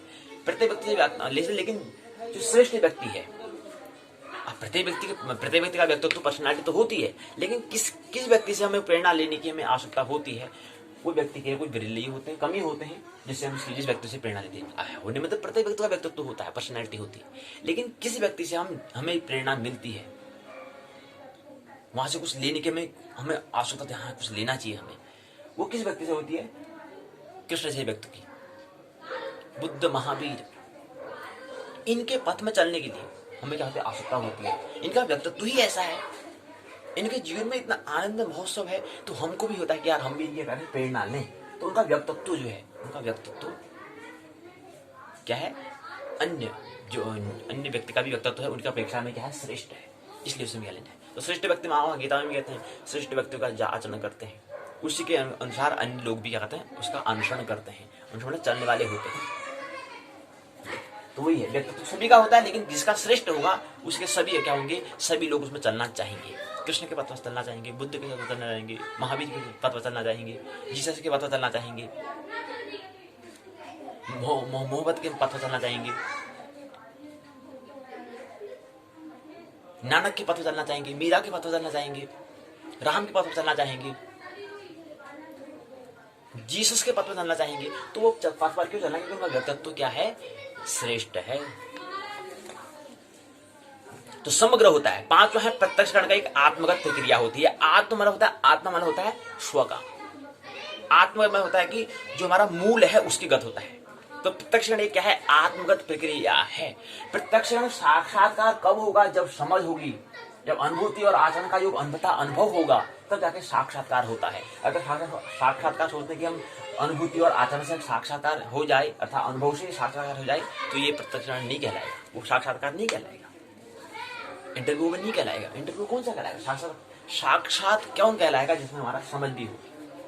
तो इसलिए क्या है, आत्मगत, अर्थात समझ जो बात कर रहे हो, आत्मा की हम बात कर रहे हैं, आत्मगत की बात कर रहे हैं। और आत्मा समझ मतलब नाभि तल पर होने पर हमें जब नाभि स्थित हो जाते हैं, नाभि के तल पर जब हो जाते हैं हमारी समझ हमारी समझ में मिलती है, और जब हम हृदय के तल पर होते हैं तो अनुभूति में मिलती है, और आचरण जब हम बुद्धि के तल पर जब क्रिया कर रहे होते हैं तो हमें आचरण अर्थात हमें व्यवहार में मिलता है, अनुभव मिलता है, ये हो सकते हैं। तो प्रत्यक्ष गण की आत्मक प्रक्रिया ये पांचवी विशेषता। छठी विशेषता, प्रत्यक्ष गण में स्थिरता की विशेषता पाई जाती है। इसकी क्या है, 6 विशेषताएं हैं, 6 इसकी क्या है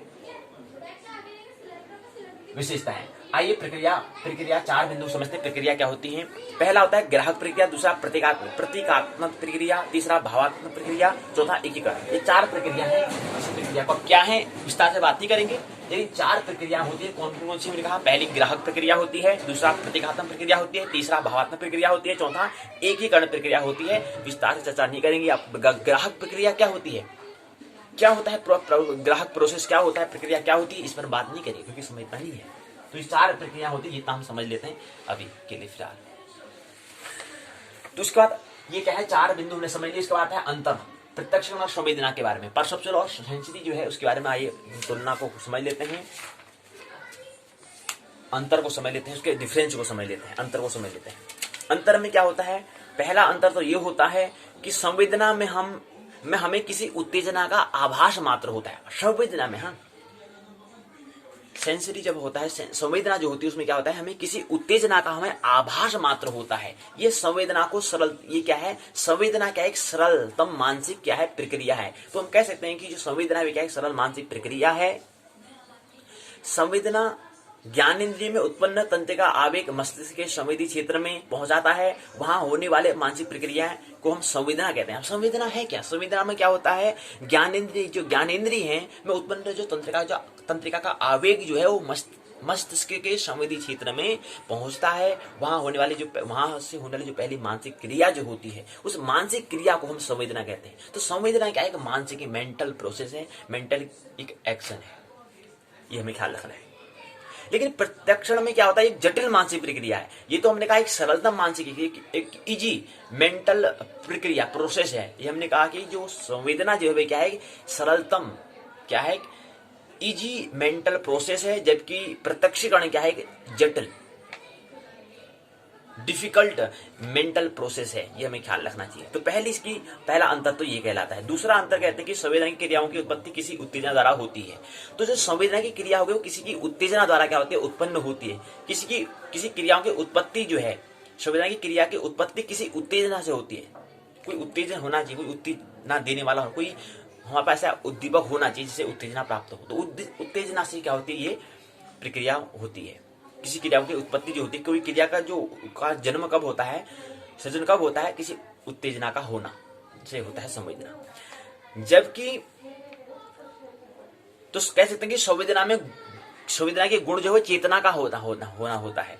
प्रत्यक्षकरण में किसी विशेष वस्तु का विशेष ज्ञान होता है। यहाँ पर केवल चेतना होती है, गुण की क्या है, केवल चेतना होती है हमें, लेकिन यहाँ पर विशेष वस्तु का ज्ञान होता है। मतलब चेतना मतलब क्या है, ये अगर हम अंतर से अगर देखें तो पहले सेंसिटिव जो हमारी संवेदना होगी, उसके बाद अगर वहीं पर अगर रुक जाएं तो आगे फिर प्रत्यक्षीकरण नहीं करें तो फिर वो केवल चेतना हमें रहेगी।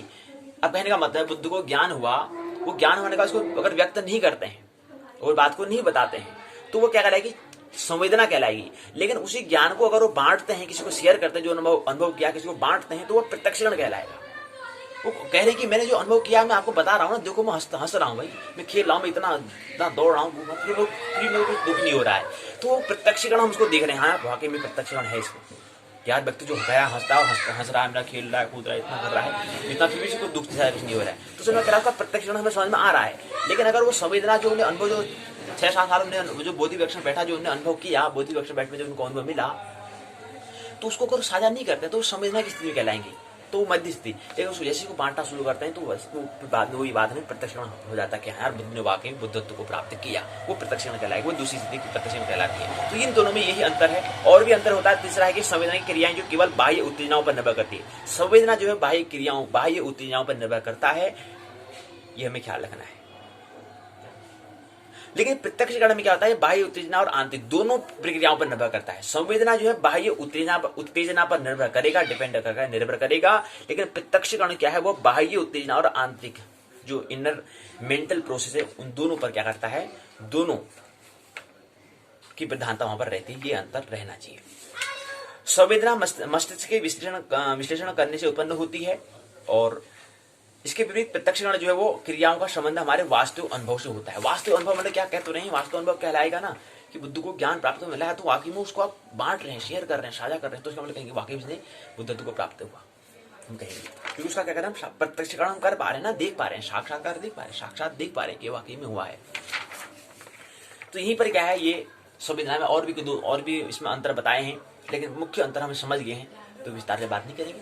आइए अगले प्रकरण में। अब आता है कि अगला जो चरण है वो है, अंतर हमने समझ लिया प्रत्यक्षीकरण अर्थात परसेप्चुअल और सेंसरीकरण।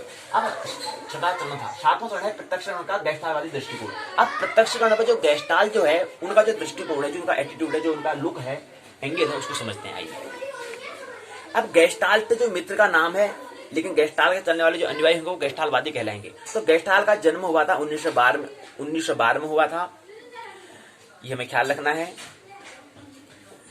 ये क्या कहते हैं, संरचनावादी सिद्धांत तो यह स्वीकार करते हैं, इस संवेदना की छोटी छोटी इकाइयों में से प्रत्यक्षण होता है, ऐसा ये कहते हैं। गेस्टालवादी जो सिद्धांत, जो गेस्टालवादी का जो दृष्टिकोण जो प्रत्यक्षण के बारे में बता रहे हैं, वो कहते हैं कि ये संरचनावादी सिद्धांत होता है और साचार्यवादी सिद्धांत को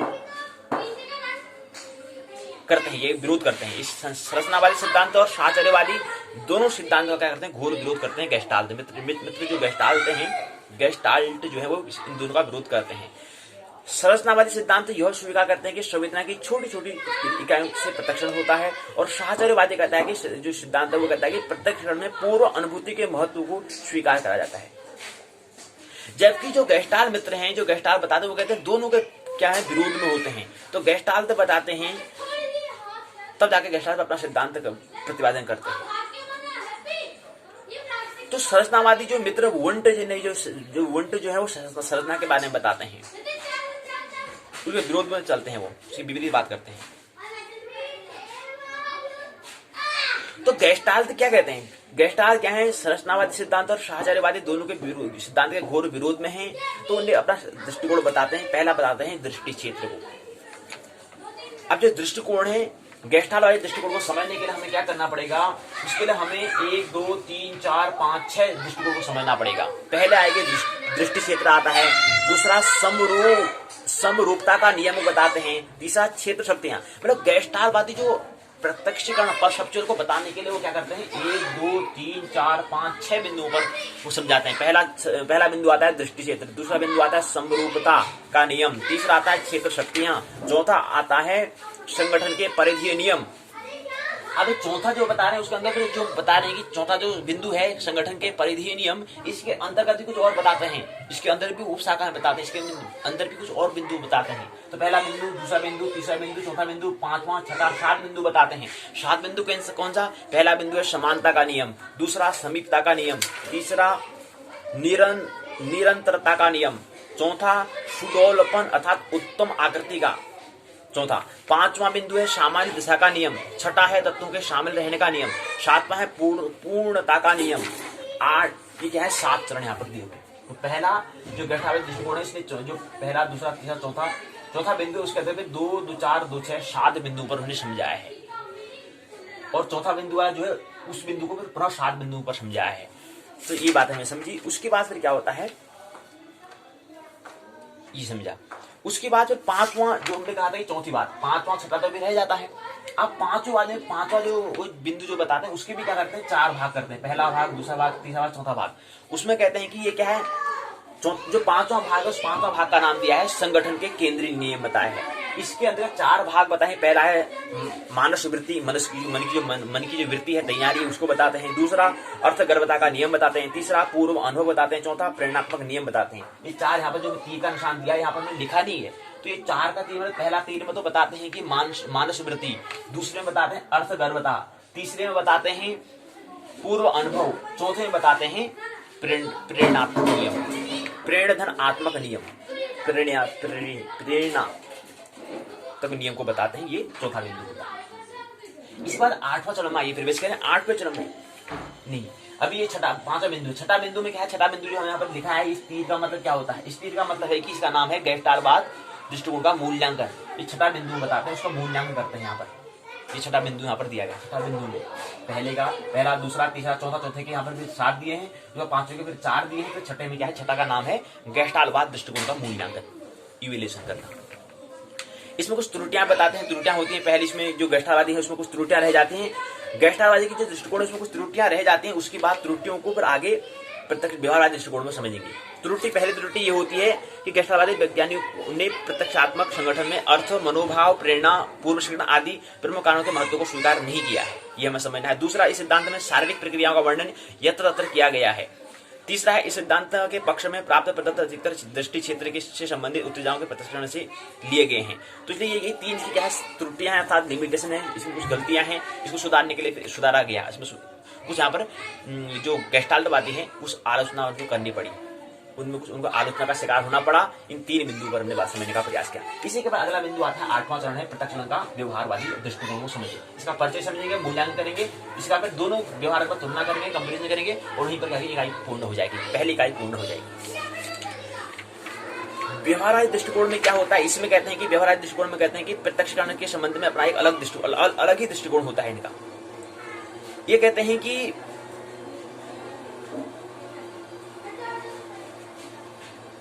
इसमें कहते हैं कि व्यवहारवादी वाला कहते हैं, व्यवहारवादी दृष्टिकोण में कहते हैं कि प्रत्यक्षीकरण भी क्या है, पूर्णतः शिका हुआ व्यवहार होता है। ये बताते हैं कि ये क्या है, प्रत्यक्षीकरण जो है परसेप्चुअल भी क्या है, पूर्णतः शिका हुआ व्यवहार होता है, लर्निंग की हुई बिहेवियर होता है। दूसरा, और व्यवहारवादी का दृष्टिकोण वर्णात्मक स्वरूप का होता है। ये जो व्यवहारवादी दूसरा जो दृष्टिकोण बता रहे हैं, जो बिहेवियर वाले बता रहे हैं, कहते हैं क्या होता है, इसका वर्णात्मक होता है। और अगला बताते हैं कि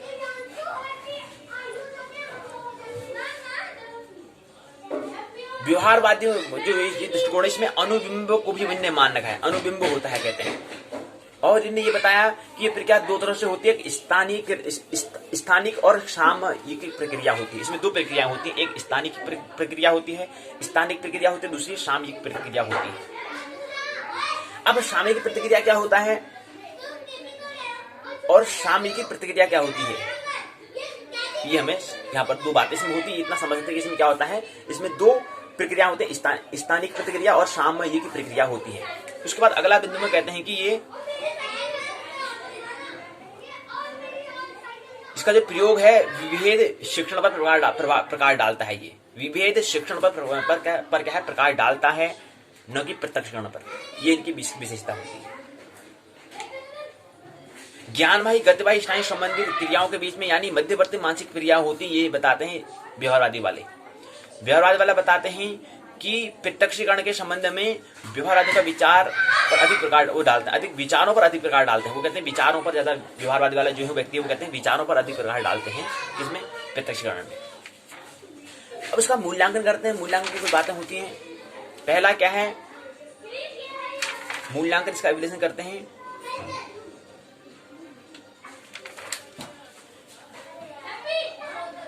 गेस्टाल्टवादी कहते हैं कि मूल रूप से अणुवादी हैं। गेस्टाल्टवादी क्या है, मूल रूप से अणुवादी हैं। स्नायुमंडल में उत्पन्न पारस्परिक स्नायुमंडल में उत्पन्न पारस्परिक क्रिया की बात स्नायु संबंधी अध्ययनों और व्यवहार संबंधी अध्ययनों से अनेक ऐसे प्रमाण मिलते हैं जिससे सिद्ध होता है कि स्नायुमंडल में अत्यंत ही जटिल स्वरूप की पारस्परिक क्रियाएं कभी कभी ही नहीं बल्कि नियमित रूप से होती है, ये बताया। 1945 में पारस्परिक क्रियाओं के परिणाम संबंधी अध्ययन की ही विधि का भी सुझाव दिया गया है। इसमें भी बहुत अनुसंधान करने की आवश्यकता है, मूल्यांकन के आधार पर चलता है। इसमें 2-3 बातें समझनी है, मूल्यांकन करना, इसको विश्लेषण करना है, परखना है कि क्या बात सही है क्या गलत है। हमें सत्यता की खोज करनी होती है, वही मूल्यांकन कहलाता है। इसके बाद दोनों में अंतर बताते हैं। पहला अंतर तो ये आता है कि व्यवहारवादी और गेस्टाल्टवादी दोनों एक दूसरे के कट्टर क्या है, विरोधी होते हैं। प्रत्यक्षीकरण जो है उसमें प्रत्यक्षीकरण जो है, जो कहते हैं व्यवहारवादी ने चेतन अनुभवों के अध्ययन की परंपरा को मनोविज्ञान के क्षेत्र में विकसित किया।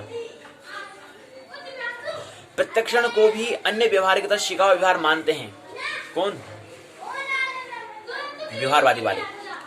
गेस्टाल्टवादी मनोविज्ञान वुंट और टीचर ने चेतन अनुभवों के अध्ययन की परंपरा का निर्वाह तो किया, लेकिन उनमें तत्व विशेषण संबंधी विचारों का खंडन किया। प्रत्यक्षात्मक अनुभव संपूर्ण का होता है, न कि उत्तेजनाओं के विभिन्न भागों का।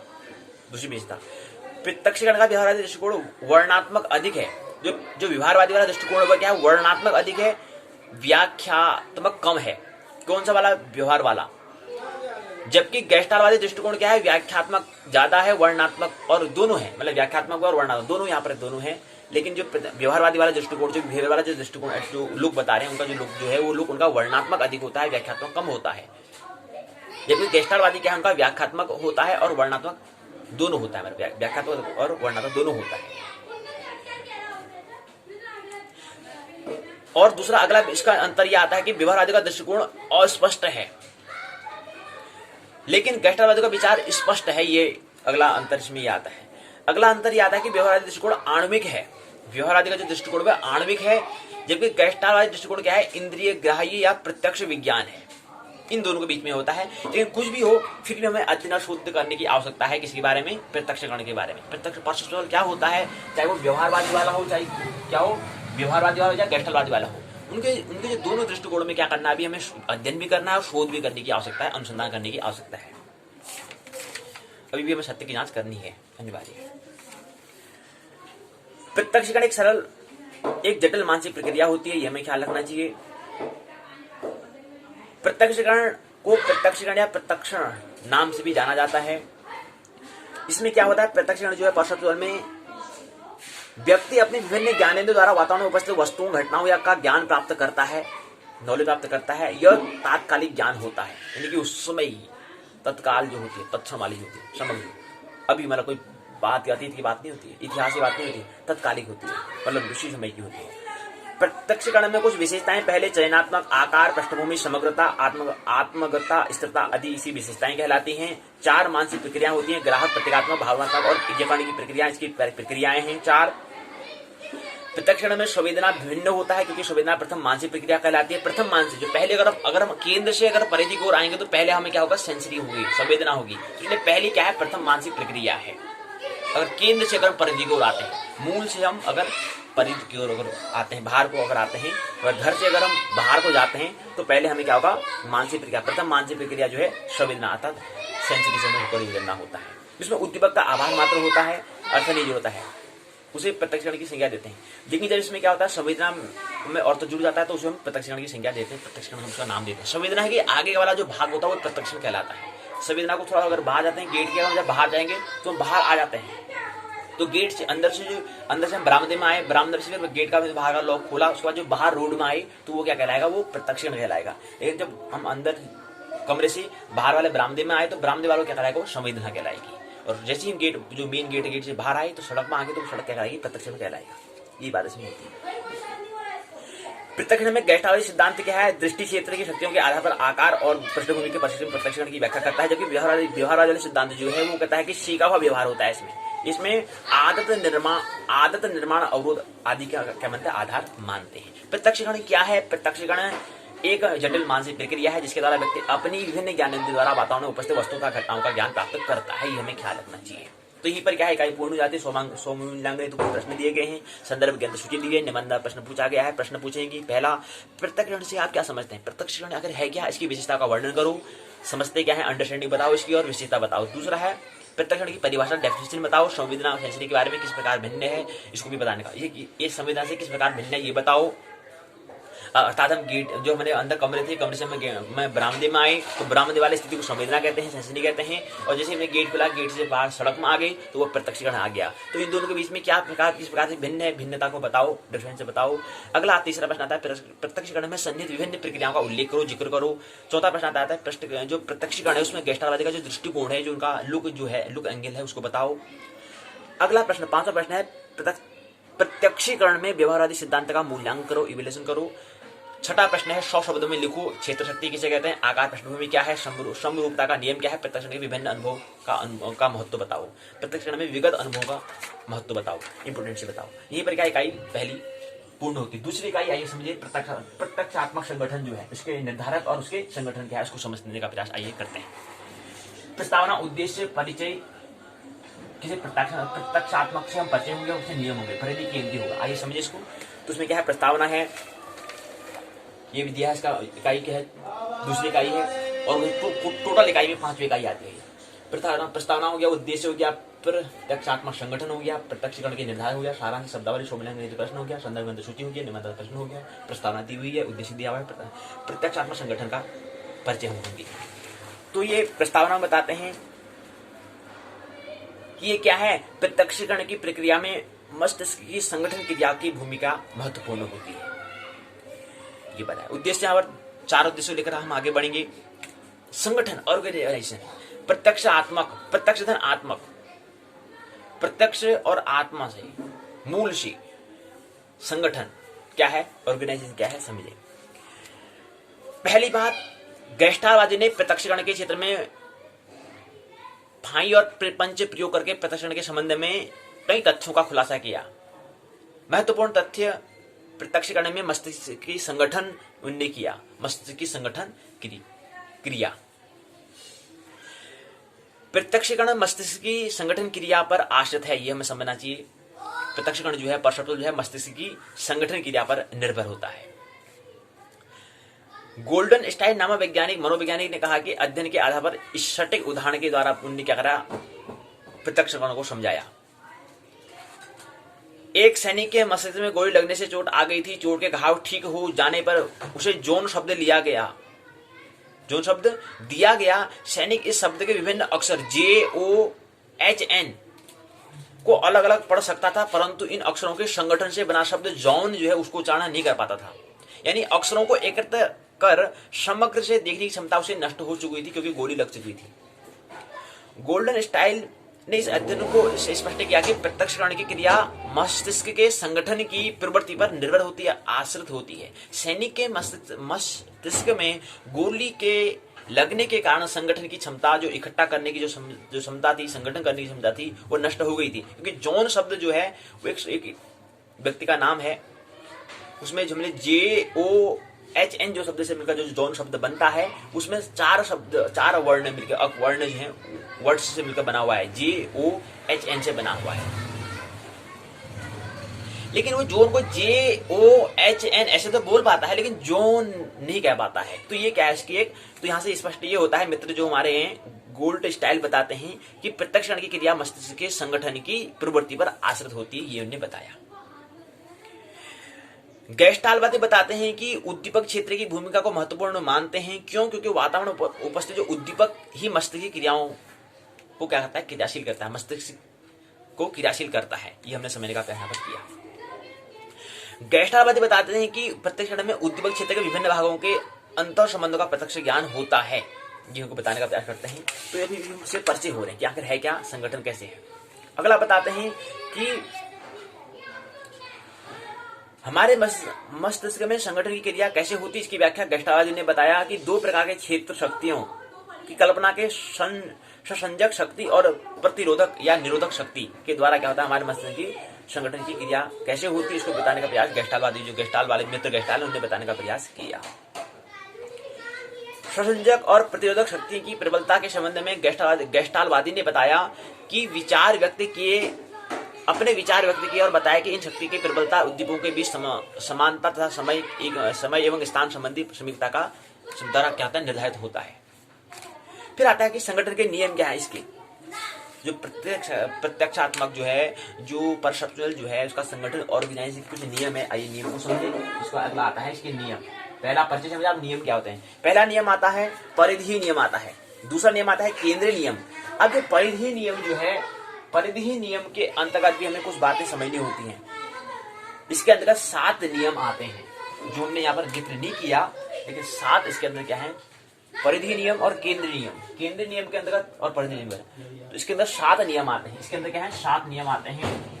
पहला, दूसरा, तीसरा, चौथा, 5वां, 6वां और 7वां, ये क्या है, परिधीय नियम आते हैं। केंद्रीय के यहाँ पर 3 नियम आते हैं, पहला, दूसरा और तीसरा, यह 3 नियम आते हैं। क्या है, 3 नियम आते हैं। तो ये 3 नियम का जिक्र कर लेते हैं। तो ये 3 नियम इसमें आते हैं। तो गेस्टालवादी का जो बता दिया हमने, कहा कि अब इसका जो पहले तो हमने परिचय हुई, थोड़ा समझने का प्रयास हम कर रहे हैं संक्षिप्त में, हालांकि विस्तार से तो नहीं कर रहे हैं। संक्षिप्त तो हमने परिचय हुआ, इंट्रोडक्शन हमने करा कि आखिरकार जो प्रत्यक्षात्मक संगठन और उससे निर्धारित, हमने कहा कि प्रत्यक्षात्मक है, उससे 2 बिंदु पर मुख्य हम बात करेंगे। पहला उसके संगठन की प्रत्यक्षात्मक संगठन को समझेंगे, दूसरा उसके निर्धारक को, डिटरमिनेंट को समझने का प्रयास करेंगे। प्रत्यक्षात्मक संगठन कैसे है, ऑर्गेनाइजेशन कैसे है उसको हमने समझा। अब जोन शब्द है, जोन में JOHN था, तो उसमें जो मित्र जो सैनिक को गोली लगी थी तो उसको JOHN तो बोल पा रहा है, लेकिन संयुक्त में नहीं बोल पा रहा है, संगठन में नहीं बोल पा रहा है। तो इसलिए यहाँ समझ में आता है कि प्रत्यक्षण क्या है, ऑर्गेनाइजेशन एक संगठन संगठित किया है, प्रक्रिया है, तो वो प्रत्यक्षण नहीं कर पा रहा है उस शब्द को, तो बोल पा रहा है लेकिन प्रत्यक्षण एक संगठन नहीं बना पा रहा है। दूसरा हम डिटरमिनेंट क्या होता है, अभी हम संगठन को हमने समझ लिया है, अब हम क्या कर रहे हैं, इसका एक परिचय हमने हो चुका है, प्रत्यक्षात्मक को हमने समझ लिया है, प्रत्यक्षात्मक संगठन को हमने समझ लिया है। अब यहाँ पर क्या नियम को समझ रहे हैं, तीसरा जो चरण है, पहले प्रस्तावना उद्देश्य समझ लिया है, तीसरे में हम पढ़ते हुए प्रत्यक्षात्मक से। अब उसके नियम को, दो नियम, परिधि और केंद्रीय, और परिधि के अंदर भी 1 2 3 4 5 6 7 नियम होते हैं। कौन सा? पहला नियम है समानता का नियम, दूसरा समीपता का नियम, तीसरा निरंतरता का नियम, चौथा सुडोत्पन्न का, पांचवा सामान्य दिशा का नियम, छठा पूर्णता का नियम, सातवां सन्निहितता का नियम। ये परिधि नियम के अंदर आता है। दूसरा केंद्रीय नियम के अंदर आता है, पहला, इसके 3 होते हैं, पहला आता है मानस वृत्ति, दूसरा अर्थ गर्भता का नियम, तीसरा पूर्व अनुभव। ये क्या है, इसके 3 नियम। ये किसके? प्रत्यक्षात्मक। प्रत्यक्ष होने के लिए हमें क्या करना पड़ता है, कुछ नियम होते हैं, तो 7 यहाँ होते हैं, 3 यहाँ पर होते हैं। अगला आता है निर्धारक, डिटरमिनेंट। अब हमने कहा कि पहली बार संगठन को हमने समझ लिया है, उसे पढ़ते हुए उसके नियम हमने समझ लिया। अब हम आगे प्रत्यक्षात्मक जो है निर्धारक, डिटरमिनेंट को समझेंगे। तो चौथा चरण आ जाएगा प्रत्यक्षीकरण के निर्धारक, डिटरमिनेंट से क्या है उसको समझते हैं। इसके अंदर 2 2 4 2 6 8 बातों को समझेंगे। पहली बात आती है संवेदी संकेतों का बाहुमूल्य। इसके डिटरमिनेंट क्या है? पहला है, इसके डिटरमिनेंट 8 डिटरमिनेंट है मुख्य। पहली है संवेदी संकेतों का बाहुमूल्य, पहला। दूसरा है प्रसंग, ये वाला। तीसरा है, यहाँ पर हमने शब्द लिखा नहीं क्योंकि जगह यहाँ पर स्पेस नहीं है, जगह नहीं है, इसलिए हम इसको तीसरा यहाँ बता रहे हैं। तो पहला क्या था? पहला था संवेदी संकेतों का बाहुमूल्य था, दूसरा था प्रसंग, दूसरा हो चुका है। तीसरा है संगठन के कारक तत्व, तीसरा हो गया, तीसरा तीर निशान जो दिखाया यहाँ पर, तीसरा प्रतीक जो चिन्ह यहाँ पर बनाया वो तीसरा को दिखा रहा है, संगठन के कारक तत्व। चौथा है शिक्षण का प्रभाव तत्व, चौथा वाला, पहला दूसरा तीसरा चौथा वाला संगठन का प्रभाव। पांचवा है प्रत्यक्षकरण के व्यक्तिगत तत्व, ये पांचवा हो गया, पांचवा। अब पांचवा के अंतर्गत फिर क्या आते हैं? फिर 1 2 3 4 आते हैं। 4 में पहला आता है, पहला है आवश्यकता, नीड्स। दूसरा है मूल्य, ये दूसरा जो तीर का काले पेंसिल दिखाया, दूसरा तीर का निशान ये है। अब दूसरे के अंतर्गत भी क्या है? 3 बातें आती हैं। पहली बात आती है, पहला तथ्य आता है सभी बच्चों की वास्तविक शिक्षकों की उपस्थिति में उनके बढ़े हुए मान यानी मूल्य के अनुसार शिक्षकों के आकार का अत्यांकन किया। ये हमने पहली उसी 3 तथ्य यहाँ पर दिए हुए हैं, 3 तथ्य यहाँ पर दिए हैं, 3 तथ्य के माध्यम से इसको समझना है। इसको जिसका जो दूसरा भाग है तो 3 तथ्यों के माध्यम से यहाँ पर दिए हैं। पहला तथ्य हो गया, दूसरा तथ्य हो गया, तीसरा तथ्य। इन 3 तथ्यों के आधार पर समझाने का प्रयास यहाँ पर कुछ कर रहे हैं। इसको कर रहे हैं कि मूल्य को समझाने का प्रयास कर रहे हैं। उसके लिए यहाँ पर 3 प्रयोग यहाँ पर किए हैं। जो प्रयोग किया उसको, जो पूरा जो प्रयोग किया है उसको 3 बिंदु में हमने रखा, पहले बिंदु में, दूसरे बिंदु में और तीसरे बिंदु में। तो ये जो 3 तीर के निशान दिखाए गए हैं, ये दूसरे में, वो 3 जो उन्होंने जो प्रयोग किया है उन प्रयोग को 3 बिंदुओं में रखा, इसलिए 3 निशान, पहला दूसरा तीसरा। वो क्या किया, इसको अब यहाँ पर दिया है, विस्तार से बात नहीं कर पाएंगे, 3 बिंदु दिए हुए हैं। उस अनुभव को जो प्रयोग किया उसको 3 बिंदु में रखा हुआ। तो ये क्या था? मूल्य। इसका 5वें का पहला दूसरा तीसरा चौथा, 5वें का 4 भाग में, दूसरा वाला भाग में 3 बिंदु पर हमने जो प्रयोग किया था उसको 3 बिंदु में रखा। उसका फिर तीसरा, तो उसने चौथे में फिर क्या है? 2 2 4 2 6 बिंदु है चौथे वाले में। चौथे वाले में अब तीसरा क्या है?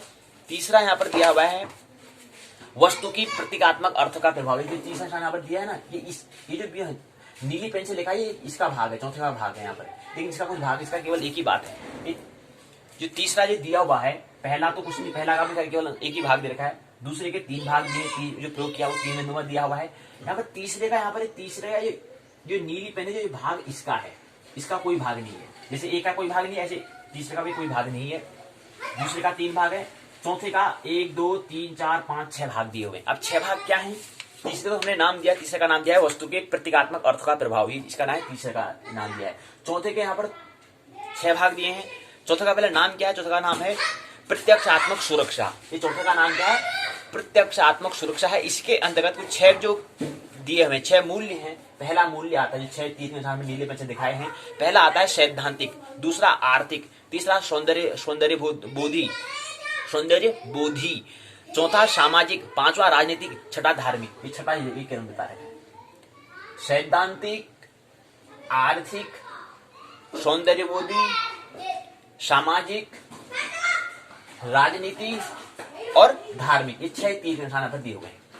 जिक्र हमने यहाँ पर इसका जिक्र नहीं किया, तो ये इसके 6 बिंदु यहाँ पर दिए हैं। इसी के बाद हमने कहा कि अभी तो क्या रहा, चौथा और अब 5वां बिंदु है, छठा बिंदु है, क्योंकि पहला, दूसरा, तीसरा, चौथा, 5वां, तो ये छठा के भी क्या है, 2 भाग हैं। छठा है क्या? छठा है सामाजिक कारक। इसके अंतर्गत 2 सामाजिक कारक के 2 भाग होते हैं। पहला भाग है सामाजिक आदर्श और सामाजिक मनोवृत्ति, यानी कि समाज का भी कैसा आदर्श, कैसा आइडल है, समाज कितना आदर्श है।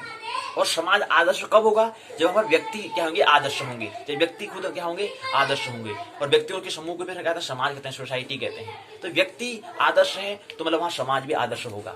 व्यक्तियों का समूह होकर क्या है, वही समाज कहलाता है। तो व्यक्ति अगर आदर्श बन, अगर सभी व्यक्ति क्या आदर्श बन गए तो समाज तो अपना आदर्श बन जाएगा, आइडल बन जाएगा।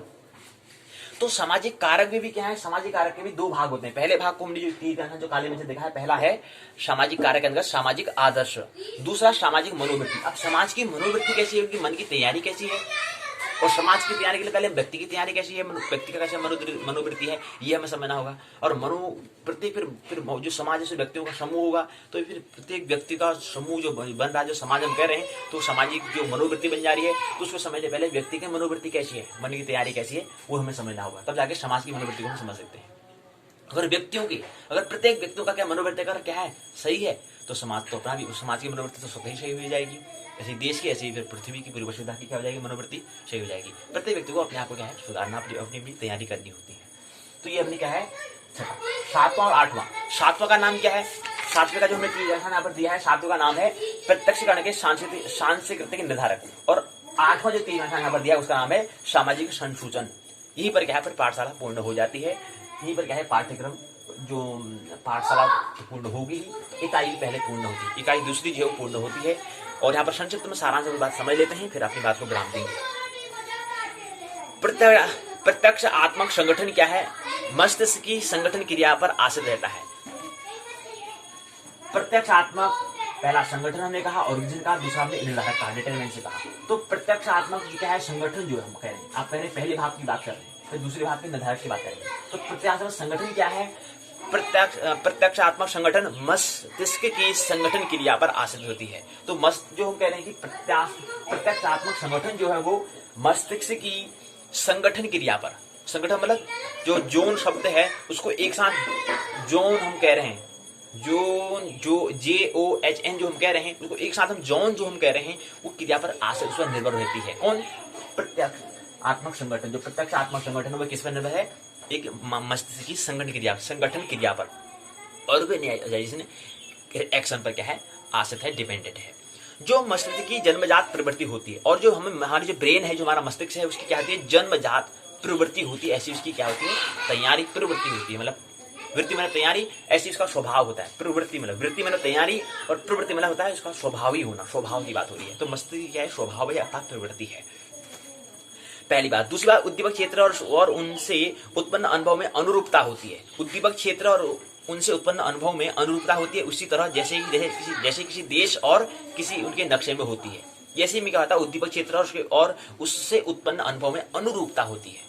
अनुरूप होता है, अनुरूप, उसी के ही रूप, मतलब उसी की तरह, उसी तरह जैसे किसी देश में और उसके नक्शे में होती है। किसी देश के हम नक्शे के माध्यम से बताते हैं, समझाते हैं, अनुरूप बताते हैं, वैसे यहाँ पर भी होती है। तीसरी बात, प्रत्यक्षात्मक संगठन 2 महत्वपूर्ण होते हैं इसमें। प्रत्यक्षात्मक संगठन जो हमने कहा, उसके 2 महत्वपूर्ण क्या होते हैं, नियम होते हैं। पहला परिधीय नियम, दूसरा केंद्रीय नियम। 2 महत्वपूर्ण नियम होते हैं। अगला आता है प्रत्यक्षण के निर्धारक में। अब हम दूसरी बात, संगठन में हमने बात कर ली है, प्रत्यक्षात्मक संगठन की हमने बात कर ली। अब प्रत्यक्षात्मक निर्धारक की बात हम बात कर रहे हैं। तो प्रत्यक्षीकरण के निर्धारक में संवेदी संकेतों का बाहुमूल्य होता है, प्रसंग होता है, संगठन के कारक तत्व होते हैं, शिक्षण के अतिरिक्त व्यक्ति के और सामाजिक और सांस्कृतिक कारक आदि महत्वपूर्ण क्या होती है, आदि महत्वपूर्ण कारकों की क्या है, महत्वपूर्ण भूमिका होती है।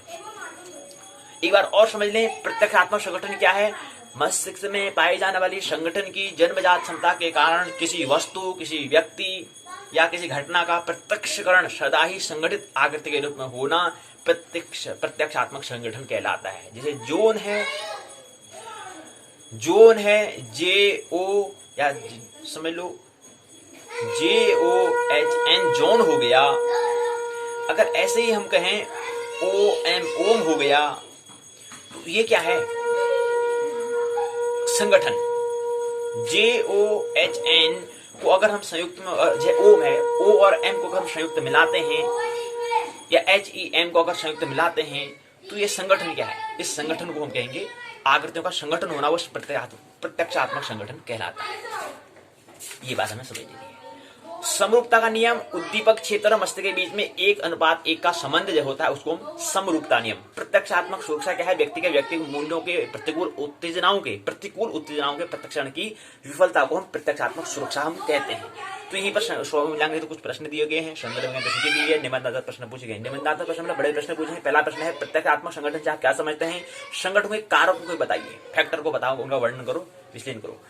दूसरा प्रश्न है प्रत्यक्षण को प्रभावित करने वाले व्यक्तिगत और सामाजिक कार्यों की विवेचना कीजिए। प्रत्यक्षण में सांस्कृतिक कार्यों के महत्व प्रकाश डालिए। तीसरा प्रश्न है, चौथा है प्रत्यक्षात्मक संगठन के विभिन्न नियमों के उदाहरण बताइए। जो नियम हमने कहा कि क्या है? पहला परिधि नियम, केंद्रीय नियम, परिधि के अंतर्गत पुनः 2, 2, 4, 2, 6, 7 इसके बिंदु दिए हैं, 7 भाग दिए हुए हैं, केंद्र के 3 भाग दिए हुए। इन नियमों पर क्या करो? प्रकाश डालो कहते हैं, महत्व प्रकाश डालो। चौथा प्रश्न है प्रत्यक्षण संगठन के विभिन्न नियमों को उदाहरण बताओ। नियम जो है उसको उदाहरण से बताना है। पांचवा है टिप्पणी करो, कमेंट करो पहले संगठन के नियम को, दूसरा प्रत्यक्षात्मक सुरक्षा के बारे में, तीसरा है प्रत्यक्षण और व्यक्ति मूल्यों के बारे में बात करो। तो ये, और चौथा है प्रत्यक्षीकरण के क्षेत्र शक्तियों की भूमिका पर जिक्र करो। तो यहीं पर क्या है? इकाई पहली और दूसरी इकाई पूर्ण होती है। पाठशाला का दूसरा भाग पूर्ण होता है। और कल की पाठशाला में एक इकाई शेष रह जाएगी, वो संवेदना के बारे में, सेंसिटी के बारे में समझने का प्रयास करेंगे। उसको आप दूसरा खंड भी पूर्ण हो जाएगा। और हमें ख्याल रखना है 6 खंड इसमें दिए हुए हैं, प्रत्येक के 3-3 इकाई यहाँ पर दी गई है और 6 18 टोटल इकाई 18 इकाई है और टोटल खंड 6 18 इकाई पूर्ण हो जाएगी। इसी प्रकार से प्रश्न पत्र पहला, ये स्लाइड 101 मनोविज्ञान की मूलभूत प्रक्रियाएं जो है, जो साइकोलॉजी की मूलभूत जो बेसिक जो प्रक्रिया प्रोसेस है, जो वाले पहले पुस्तक जो है पहला प्रश्न जो स्नातक प्रश्न पत्र जो पहला प्रश्न पत्र पूर्ण हो जाएगा। 18 इकाई पूर्ण हो जाएगी। 18 इकाई पूर्ण होगी, वैसे 6 खंड ही पूरा हो जाएगा और वैसे पहला प्रश्न पत्र पूर्ण हो जाएगा। मानना नहीं है, जानना है, आनंद मौसम को जीवन जीना है। मेरी बातों को प्रेम पूर्वक शांति को सुना, बहुत बहुत अनुग्रहित हूँ। अंत में सबके भीतर बैठे परमात्मा को प्रणाम करता हूँ। मेरा प्रणाम स्वीकार करें।